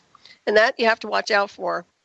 So those are some things that I'm looking at. I also talk about my... Go ahead. Ghosts? Are you talking about like ghosts? Fake ghosts? Talking, yeah, spiritual, like ghosts. Like Ghost, ghosts like spirits. Yes. There's a synthetic ghost that they create. In other words, it's a version, it's a copy, it's a dim copy of someone who's transferred out, but it's not really them. They use that to lure people, to program them, and to create a vulnerable, because they know, those of us who love our ancestors or love our parents, if you have somebody you've copied and you're replicating in communication and then you're playing a feedback onto the target, that person's going to respond. They're going to be more vulnerable. They're going to lower their shields. They're going to believe. Right. And for me, for some reason, I'm so switched on. I said, that's not my mother. And I knew it wasn't her. I mean, these guys are insidious. Some of the stuff they're capable of doing, you wouldn't believe some of the stuff these guys are capable of doing. That's why I say whatever they're doing, excuse me, with DARPA or these other guys, they're so far advanced in the black science department. It's not even funny. Some of these stuff that they're doing is unbelievable. But I do talk about a lot of different things. I do talk about the high security projects and covert programs targeting civilians. I mentioned 9/11 emergency security systems, silent radar, and covert intelligence. I mean, I talk about everything you can think of, and I don't know how many levels you want me to go in here, but it's a very good book. What I just keep wondering is, what if you turned it back and say, listen, you who are controlling me, look inside, because you too are of the light. Yes, you won't disappear, and just see if you can send it back. Is that anything that appeals to you, or do you think? Well, I think you're right. I think that, yes, there is a way to do that, and I have done it in the past, as I said. I think that what this thing does is also, after they interface you on with the artificial intelligence, it's a mimic. So it kind of mimics you to some degree, unless you're doing something where you're communicating something it doesn't like. Then if you're using, like, you know how Google is, okay, they're censoring now, okay? It's worse than Google, because what it does is, if it doesn't like what you're saying, it's going to zap you. It's almost like a brainwave entrainment program. Okay, this is what I mean, what they're using for. This is almost like a beta test, but that's what they do. But I agree with you. I think you're angels, both of you, and that I'm like that too. But there's a side of me that's like a Valkyrie now, and I wish I wasn't. But it's because I've been so through this horrible war program that I'm trying to be nice to these units or whatever's left, and I'm just having the hardest time. But I like your approach to that. And I'll try to send more light to the situation. I really will, just by you suggesting that. I did do it in the past, and I stopped after years and years and years of getting, completely screwed over by this whole thing. But, yeah. So the agenda is what? They control our paradigm. They control everything. Right. They control both sides of the veil. They control all the souls. And you know that we're a prison planet. That's right. One thing you all understand is that when we manifest our own reality, we create reality, right? We can manifest and create as magic. We think something, we manifest a reality. Well, if it's in alignment with the multiverse and with source, it manifests. But these guys are creating what I call spin-off realities, false realities. In other words, they're trying to hijack us to create a mass collective of a false agenda based on an entrainment program in a virtual hive that's communicating data that's not even connected to the full light universe. And now we're all getting swept away in this dark tide. Well, that's not where we belong. We know this. So how do you break orbit with it? You have to ascend out of it. They don't want to ascend with us. From what I can see, they don't want to move on. They don't want to ascend. They want to bring us all down. So I don't want to do that. So that's why I say there's a breakaway society more than you realize with the Black Science Department, Black Space Programs, but with us, I think we're the next breakaway, to be honest with you. I think the Star people are the next breakaway. So right. So we're going to ascend out of this. It just sounds just exactly like the Nazi program of the Fourth Reich. Ever since Operation Paperclip, it brought these people here that basically controlled everything to the degree that they've reached in this very program that you're talking about. It seems like a continuation to me of the Nazi program. I think you're right on about that. And the one thing I will mention briefly is that when they first interconnected me with the technology, I did see Nazi symbols. They did show that. And Pert had one too. And he was wearing a helmet with one. And I thought that was weird that they would show me his symbol. But he's affiliated somehow. And I don't know how. I've never called him out on it. But I will say he must have ancestors connected or something. But that was and their whole agenda, I don't know what's going on with people's brains, why they would want to be part of this no world order, I call it. But I guess that they think there's power involved in there. And I understand that this is a very lucrative technology in a sense that when you have control over the masses, well, it's like, wow, that must be a real power trip for these guys, to be able to brain hack somebody and remotely access them. There are no secrets, and now they can play judge and jury on somebody. The term witch hunt comes to mind because, Rush had a song called Witch Hunt. But that's what they do. They do an interrogation persecution program if they want to, and they'll torture and insult people, and they'll play the devil's advocate with electronic telepathy. Well, it's not a demon, it's not a ghost, and it's not God. It's not anything like that. It's an electronic program that's basically deployed by these people, and that's why I want people to understand that the boogeyman is really a two-legged. It's not a spirit. It's not a ghost. It's not a god. It's just man, and he's done a very bad job with what he's had access to. So, but I agree with you. Yeah, it is the Fourth Reich. They make you into a corporate slave. Yep. If they got control of you like that. Oh yeah, even my handler, even Michael was being handled. I could tell by the way he was acting that he was being handled. He doesn't step out of line or he's done. So, I understand that that's the contract they make and that's their deal, but I didn't make that contract when they pulled me into the program. I didn't say I was going to do that. I wasn't afraid. That doesn't mean I'm going to say yes, right? So it's very interesting how that works. I do talk about time travel over here and also creating the the illusion of space. Another thing I want to mention too, we talk about the phase shifting, but time travel is literally that. You all know that. It's consciousness and motion. So we can go into any illusion of space and time and be there. The thing is that people have forgotten their way through the mystery schools. They forgot who they were as spiritual beings, as celestial beings. And I think that's through indoctrination over the centuries, And thank goodness those of us who are old souls or off-worlders have that database. My goodness. And I think they're looking for that. That's another thing. I just want to make really, you can shut me up anytime, but I was talking about the MyLabs because when MyLabs get pulled into these covert warfare programs, they try to extract data because they want to know what the contactee knows. So they're trying to get the data, and then they create a screen memory to overlay it onto the military abductee, and I think that that's pretty much what they're trying to do is acquire information from an off-world species that wants nothing to do with them. So. Powerful analysis. You make a lot of sense to me. Yeah, it makes sense to me too, and it's always about logic too, because I try not to write in any fantasy with it, but I do know what the technology does from my own personal experience, so I can assess it when other people get pulled in, whether they're contactees or whoever. So, but I think it boils down to our spiritual liberty and free will and being honored. And as you were saying, we don't want to live in a prison planet. We're not supposed to be on a prison planet. We're supposed to be part of the galactic neighborhood. We're supposed to be avatars. We're supposed to be not like the transhumanism avatar, but the avatar consciousness where we can just go wherever we want to go in multidimensional form. I know it sounds like science fiction, but I'll tell you what, it's really not. And you all know this, that within 10 years from now, they're going to try to get everybody into the transhumanism and say, oh, look what you can do with us interconnected. But we can do that without that. We have it built into us naturally. Yeah. We don't tell anybody that. I just get such a heavy hit that you and your ex should just look in each other's eyes and have a long, long talk. And I think you have parts of the puzzle for each other. That's sweet. You know what? I've avoided talking to him, and he's remarried, and I have to honor that. I'm not one of these like exes that loiters in the background. So I've literally just let it go. I did send him a copy of my book, and I wish him well. If he wants to reach out to me, he knows he's welcome to. But yeah, I don't want to create any turbulent, weird.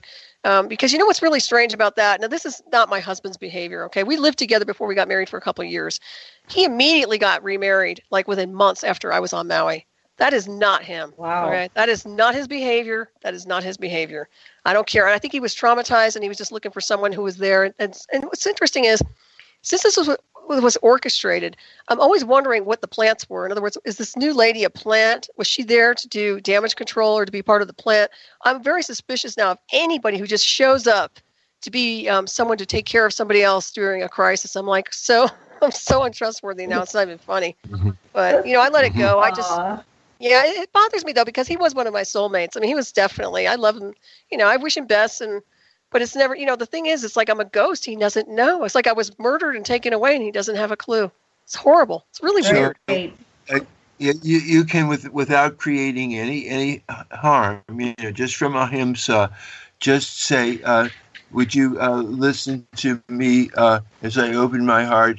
I'd like to talk about some things that I've been thinking and hear what you've been thinking. Just that simple like that. It doesn't mean anything in terms of implication, but you just understanding. Yeah, you can just talk to a soul. Just talking soul. Right. Well, I can do that at the soul spirit level, and I don't have a problem with that. There's definitely no there's nothing there animosity oriented at all. We had a perfect life together. I mean, we never fought. I mean, we always got along so well. It's not even funny. So he was my partner. He was my training partner. He was my surveying partner. Yeah. He was basically the other side to me to some degree. So it's really weird. What about the daughter? Have you made amends with her? She always wrote to me, and I'd write her back. She's doing her own thing. She's in college now, so I missed out about 11 years of her life, which I raised her since she's my stepdaughter. So I raised her since she was 4 years old. She was my kid, in my opinion, because I raised her even though she was my blood. So yeah, I really loved her. What's that? Oh. That's so sad. It is sad. It's horrible. It's traumatic. And the thing is, these people don't seem to understand that it wasn't just me that was affected. It was my stepdaughter. It was my family. It was the people around me. It was my clients. It was my kickboxing students. It was everything. It was my life that they went. It's just unbelievable, but they don't seem to care. It's like they have a right to do these things. They don't. So that's my point. My point is that, yes, I'm fearless and I'm not afraid to engage in whatever, but I certainly didn't give a heads up. Just because I'm not afraid in my own home of an intruder, whether it's technological or whatever. So I think it was very out of line for these guys to do what they did. They should be ashamed of themselves, and they're never going to come clean, as far as I can tell. Somebody would have to put an awful lot of pressure on them. So what's your life like now? Have you been able to rebuild or not really? I mean, I rebuild. I just live. I mean, I try to do the best I can each day. I have my furry animals to keep me company. I've been in and out of I wouldn't call them relationships. I just, I've had my share of weird time with whatever on Maui and this and that. But I kind of just am at my point now in my life where I'm just kind of observing things and looking at everything around me. The dust is settling and I'm processing data. And the one thing that I've noticed is that, and I've kind of mentioned this to Misha, I'm sure you know Misha, but I talked a little bit about, I was talking a little bit about some of the things that creep up in my psyche that I'm not sure if they're screen memories or what, and I just have to let them go. But the concept is that there's stuff that I'm weeding through right now. Because of the interface with the technology, I've got to look and analyze everything that was deployed onto me. I've got to look at not only the signals, but what kind of transmission they were using insofar as, and also some of the data that they were throwing at me and why. So I'm just doing a lot of processing, but I'm still writing, and I do readings for people, and I'm interactive, and I have my own circle of people I talk to here in town and this and that, but it's not the same, My point is that it's not the same anymore. And, I get out there on the radio and I do my thing, and that's fine too. But I was never slated to do radio. I mean, I just do it because I don't know why. I think Lorian got me involved in it. I just felt like I needed to have a voice because my voice was getting swept away, and I'm a chatter. I mean, obviously you can tell I talk, so I have a problem with not talking.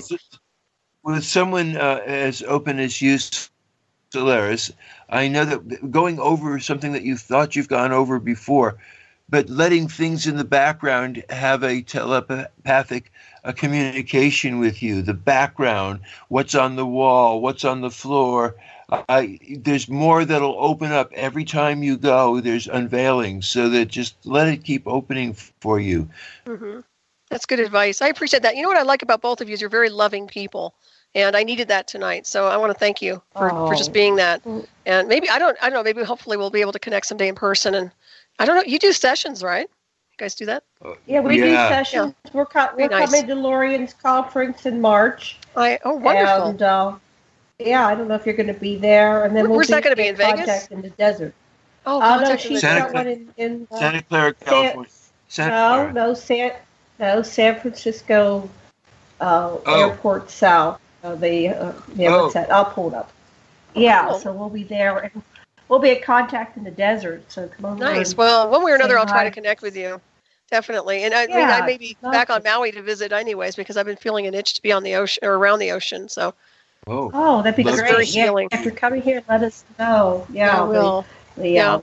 Because you know what it is? I think that we're all here for reasons, but beings like you are here too to help beings like me, who get hit with weirdness like that, because we're a spiritual support system, and we can't go to regular people for this. I mean, you can't go out there and just dial into somebody generic. You've got to talk to people who are kind of star people, or people who've done the work, or who understand consciousness, and also understand the deeper side and the darker side to technology and some mind control programs, because it really does boil down to a lot of that. Yeah. Most people don't get us. When you scratch, when you go back on, scratch a little, go a little deeper. We're talking about people that engage in murderous, terrible acts, and that any human being would be horrified at what they're really up to, and it's scary, and people don't want to hear us. Mm-hmm. It's very true. Right. And you know what's interesting? I think it's because we're star beings. I say star people, it's because we have a higher level of consciousness and merged with what I call creator source. We come from a benchmark that doesn't do stuff like that. I mean, if we have to preserve our lives in self-defense, that's one thing. But to go and harm somebody just for the sake of hurting them or because you can or you have an access to, that's foolish. I don't subscribe to it. I really don't. And I even said I would never work for agencies like that. You couldn't get me to brain hack somebody remotely to torture them 24 hours a day or whatever. That's just not right. So, yeah, it's about ethics. It really is. And I think that has to be addressed on a global scale. And I think that's also kind of like the underlying problem we're having here in this world. People are being programmed discreetly, and nobody knows what's going on with them. And then they get triggered. So. Yeah. We have a roommate it's so, here. From all the things that we've gotten from Moody and Ring and others, one of the first things that happens to you after you die from this earth walk is you feel all the pain you've inflicted on other people. And that's part of your karma, and you don't have to wait for it. It's the first thing that happens. You get what you gave. And so all you poor soldiers who have been doing these horrible things for my labs, you got to get off it, because you're hurting yourself every time you hurt somebody else. I agree with that, too. I think there's a universal law of that. Yeah, go ahead. Well, we had a roommate that lived here in 2011 for like 9 months, and she kept talking about this, and I didn't understand it in those days. And she said it was DARPA, and she said they were all, she was recording it. After 9 months of being here, she took her own life. She couldn't take it. They were just constantly in her head.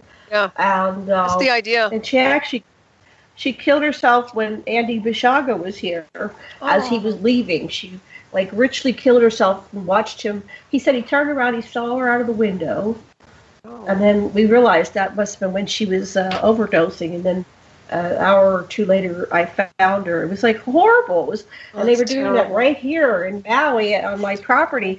And I didn't have any clue on what to do. I mean, there's no resources. So I really appreciate you getting this out. And I'm going to look at your YouTubes, and if there's some way we can be a support system. I know Misha Johnston does these 3 or 4 times a week. She does these support groups online for free.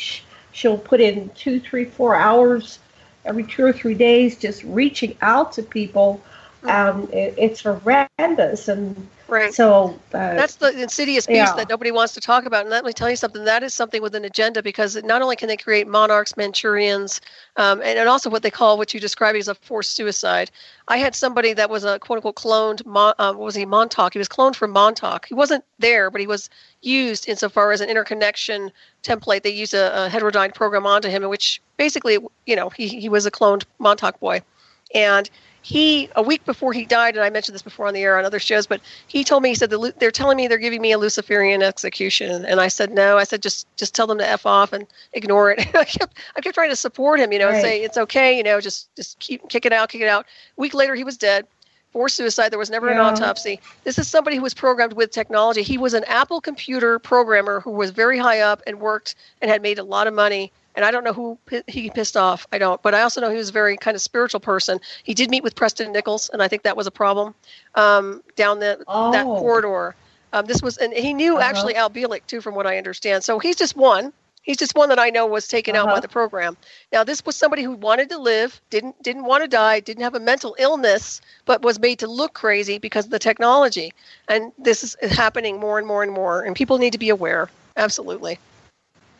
Yes, my goodness. It's terrible. And when you can't do anything for these people, I'm strong enough to know technological feeds, and I ignored them, and I would back them up. But most people wouldn't know that. And some people who are not like true psychic-oriented beings would probably get completely overwhelmed by technological feed like that, or even a visual, right? They wouldn't know.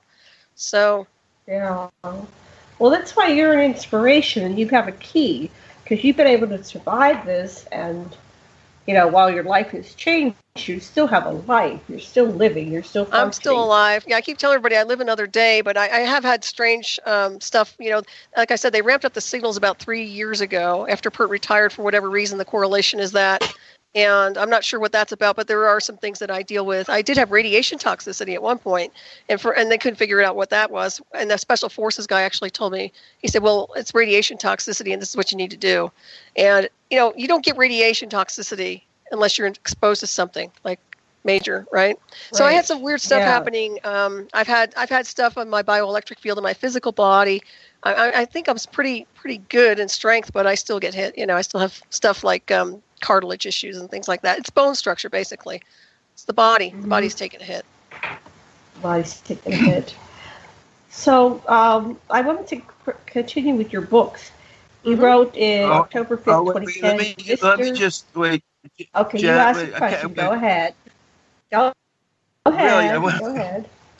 Okay, so I just want to go back to when you have an implant.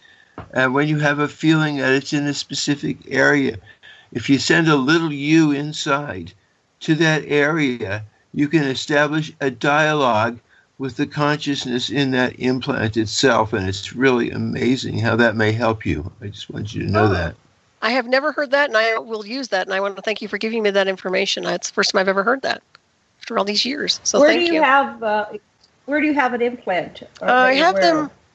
They're around, first of all, they're around my crown, my entire crown. They're almost like a headset to some degree. I've got them in the back of my head, where your dream chakra is. I don't know if you're familiar with that.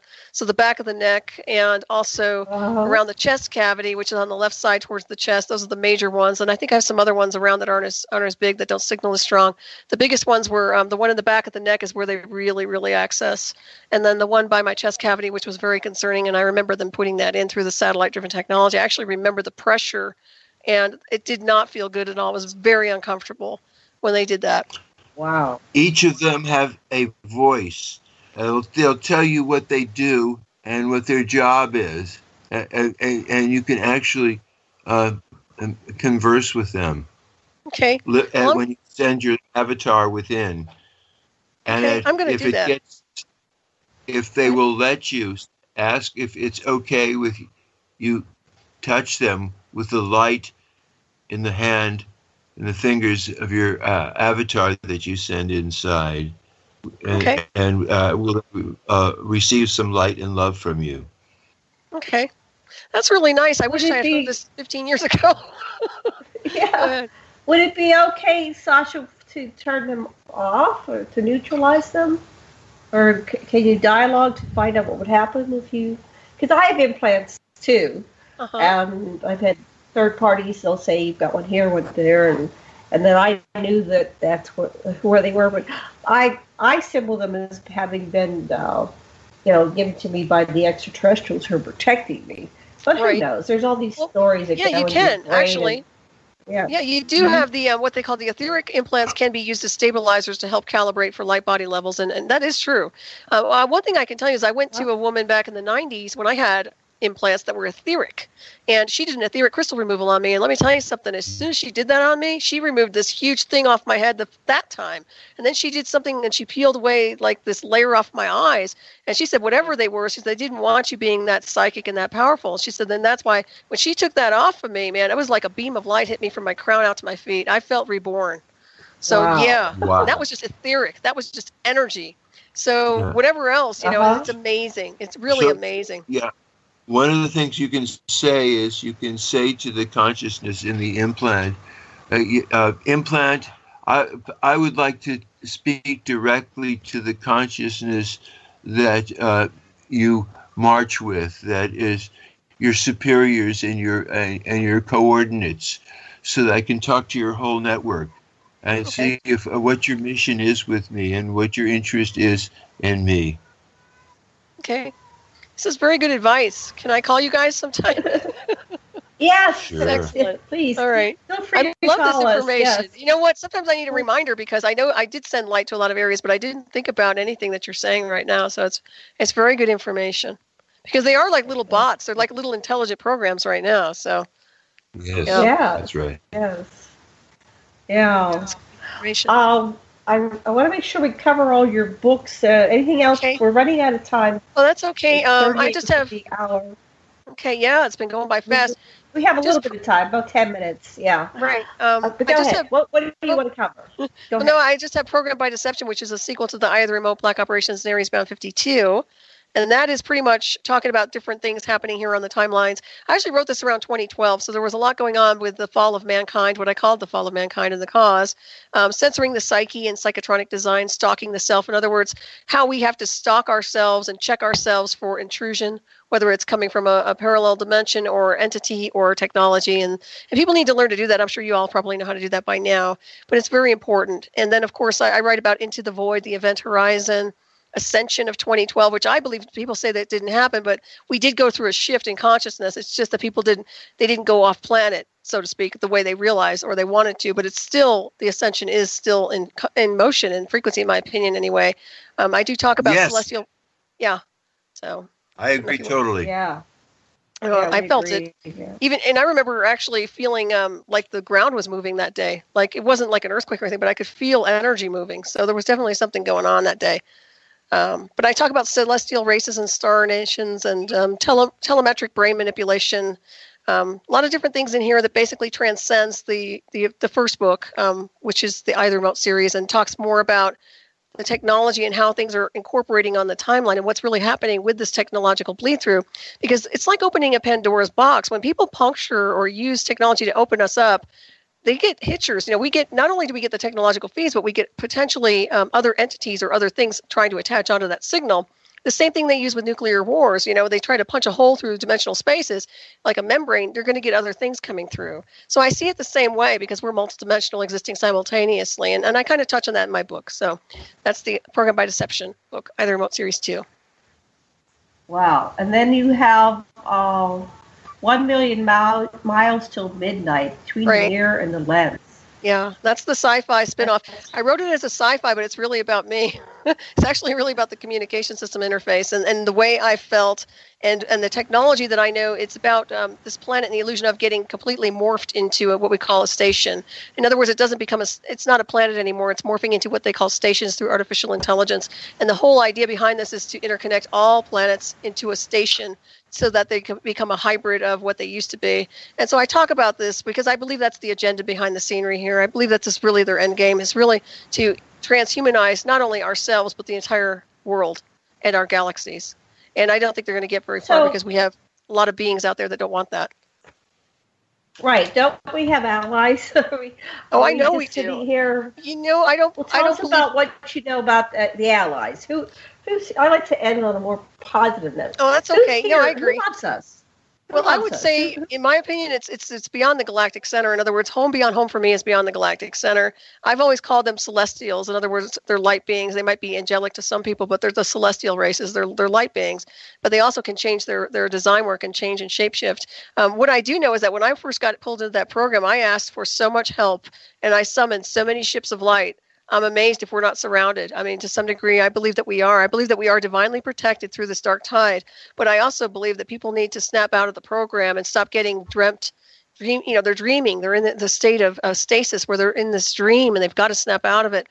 And I think some people are starting to get out of it and they're groggy, but they're not understanding and they're getting confused and angry. And then beings like us who are already switched on, I think we kind of help them get out of that tide pool. But it's definitely, from what I've seen, there's divine forces with us always because we are the divine force. You know, sometimes people are looking for the help beyond it all, but we are here. We are here. That's us. We are the extraterrestrials. They are us and we are them. So we're an aspect of them. I've always said we exist simultaneously. We're multidimensional beings existing simultaneously beyond the illusion of space and time. And we are.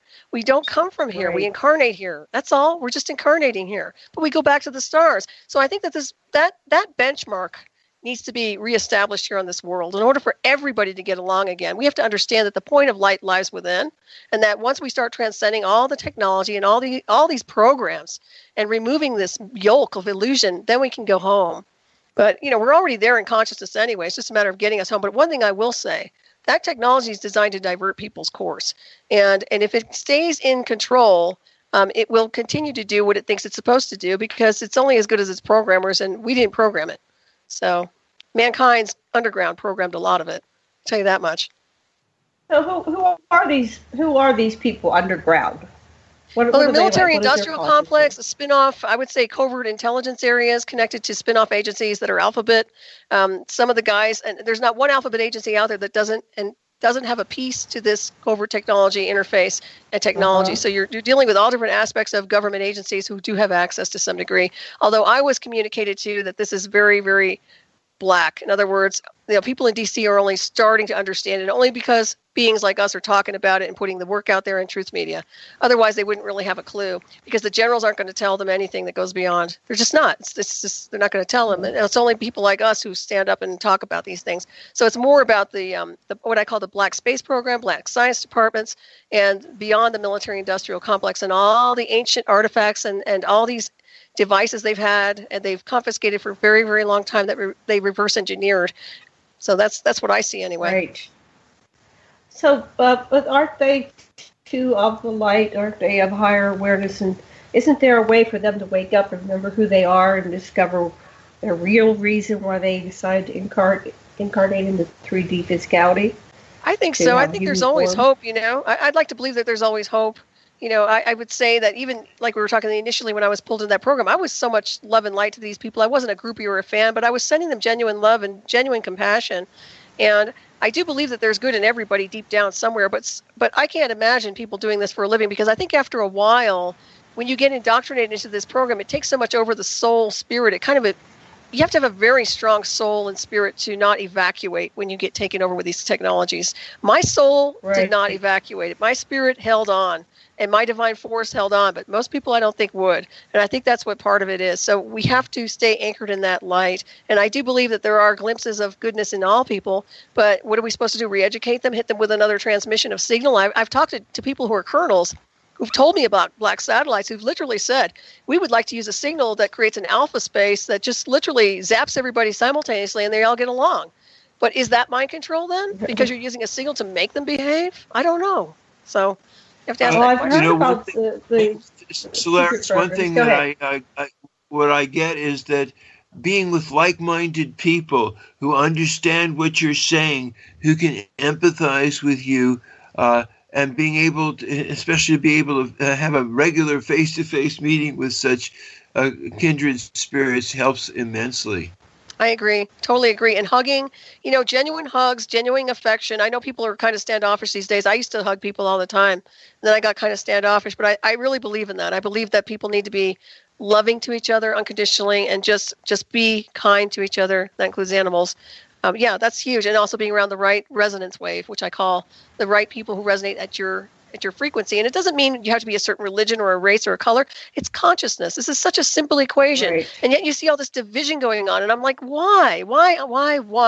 Can't everybody, I don't care what you worship, and you shouldn't care what I am. We all get along through consciousness. We all go back to the same source. So I always say, all rivers lead to the same ocean. That's very true. But you have to stand up. You have to transcend that. So. Well, that's what our power is, though. Mm-hmm. We may not be able to do anything about the politics or anything else that's going on, but we can reach out and genuinely hug each other and have a real conversation. It's so hard sometimes. Like, what can I do? But that personal one-on-one part is what you can do. Right, and being kind is also being kind. It's also the osmosis effect, too, because your vibration, if it's high and peaceful and happy, will be an osmosis effect to people around you. It's like when you smile at somebody, it's hard for people not to smile back because it's a chain reaction usually, unless people are extremely grumpy or something. But, I agree. And I think people need to get back to that benchmark and stop looking down at their cell phones and start looking up and around and paying attention and being kind and just waking up. Well, that's one of the reasons I get up and get on a plane and go meet people. Mm-hmm. You get to look at each other. You get to let's go have a cup of tea, or share lunch. Let's do something. I like get that to know too. each other. Because I tell you what, I don't know about you, but the virtual field is not. I don't know what people see in it. Quite honestly, real people you can't replace. It's just like loved ones. You can't replace them. You can be in touch with the spirit world, but that's one thing. But physical bodies, physical matrices. My mother's gone. I can't hug her anymore, and a picture doesn't cut it. So this is what I mean by people. Don't waste your time looking at inanimate objects, and get in touch with each other, your families, ancestors, people, and what you were saying, really learn how to communicate again. I think that's the biggest key. Right. So you're not powerless. Get out there and meet people. Do it. Exactly. And, like you said, take your head. And I think when we get together with common interests, we create a cohesive field. Mm-hmm. We do. Maybe do yoga, or you were doing these group sports. Yeah, do those I was group doing sports. Yeah, and actually, yoga's really good. Qigong, I taught Qigong classes, and that was one of my biggest classes besides the mixed martial arts. Everybody loved Qigong, Tai Chi class. So, it's about connecting, and also that unified energy that connects in. So, it's perfect. Do you do that where you live now? Are you still in Colorado? I'm not teaching right now. I'm still in Colorado. I still do martial arts. I just don't teach right now. It's not saying I won't, but my heart really wasn't into teaching after all this happened. I used to teach with my husband. We had our own classes and we had our own company. That was, we did our own kickboxing thing. And so it's kind of a bummer. I just don't know. It's really hard to go back. I just keep going forward, but I still train. Yeah. Oh, that's good. That's good. Yeah. Okay, we have about 8 minutes. Sasha, you have a question or feedback or comment? I feel really inspired by you, Solaris. Yeah, you're just a great warrior person. I'd say peaceer rather than a warrior. Well, thank you. And likewise, I feel really good with both of you, too, and I hope to interview both of you on my show sometime. I would love to have both of you on. So think about that. And also, come on. Yeah, and also I'd like to stay in touch with you, too, because I know that you're a key part to this evolution and consciousness, and you understand. So we're all working together. Like I said, we're always walking each other home to the stars. That's the motto.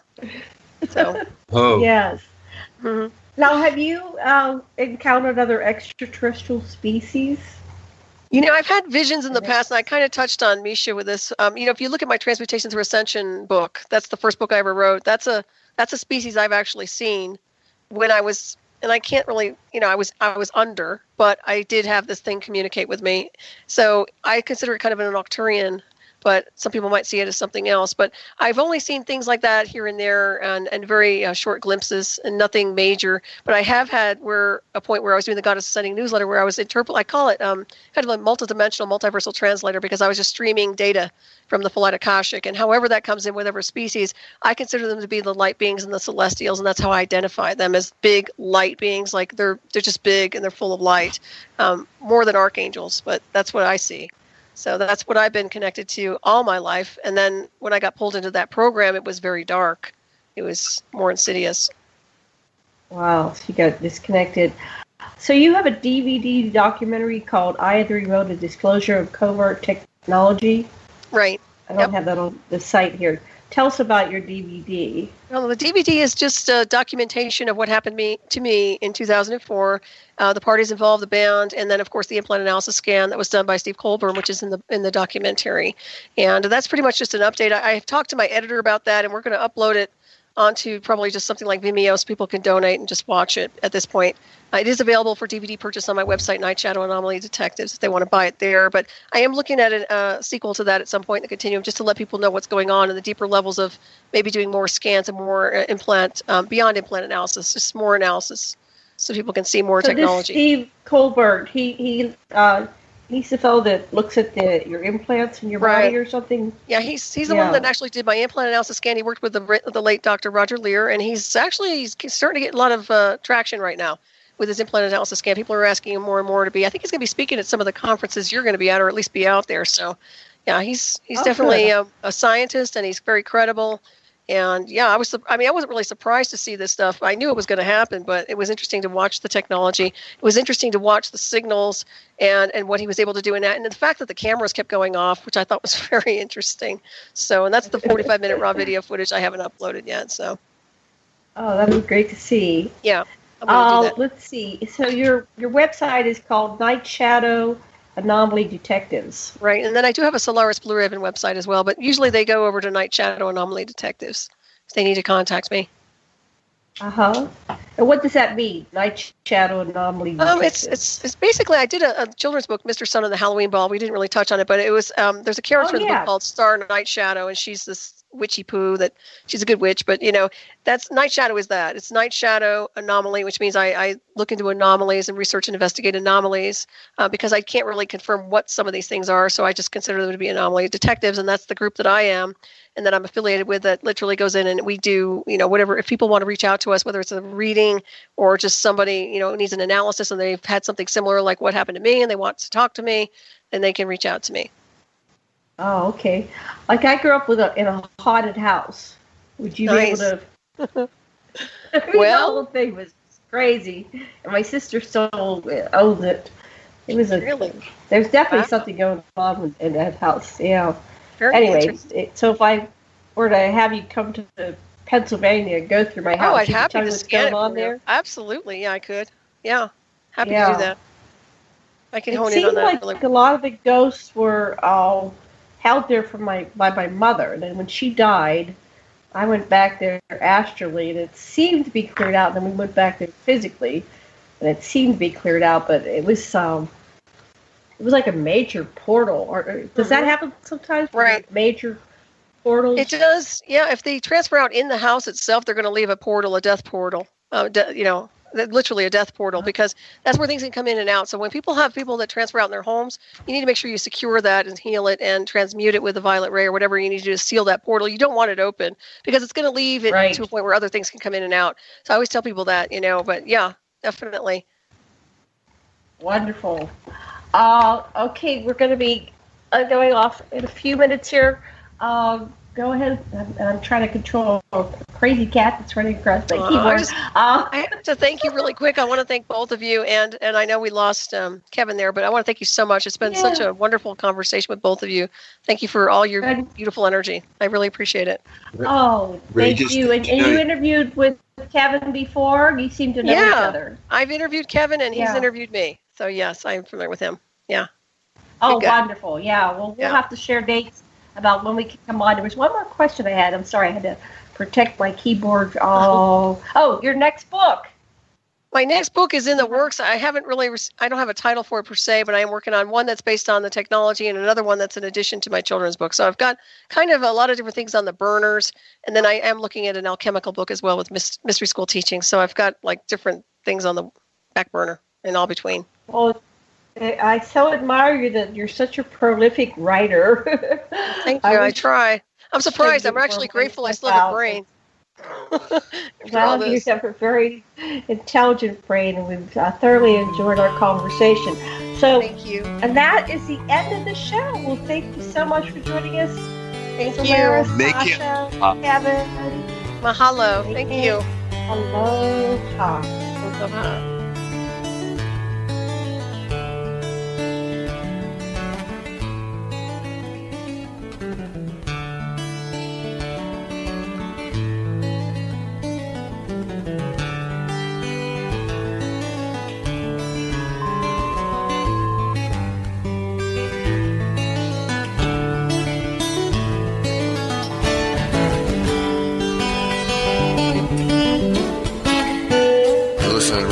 Radio at freedomslips.com, and we'll be right back after this message.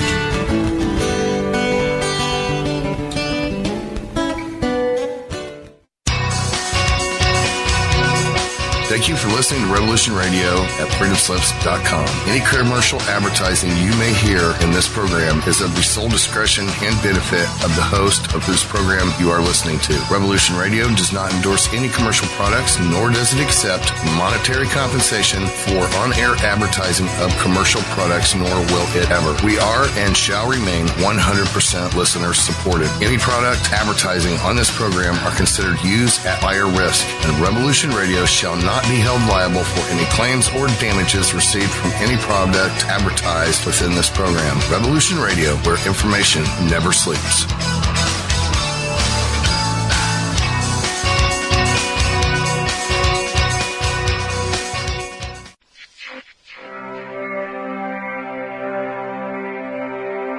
Most guys freeze. That's your cerebral cortex looking for an answer it doesn't have. See? Even your brain knows you're screwed. The body's filling with adrenaline right now, whether you know it or not. The heart's beating fast. It's getting a little harder to breathe.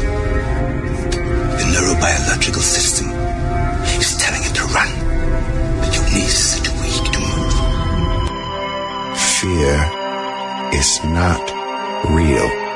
The only place that fear can exist is in our thoughts of the future. It is a product of our imagination, causing us to fear things that do not at present and may not ever exist. That is near insanity. Do not misunderstand me. Danger is very real, but fear is a choice. We are all telling ourselves a story. You're listening to Revolution Radio at freedomslips.com. 100% listener-supported radio.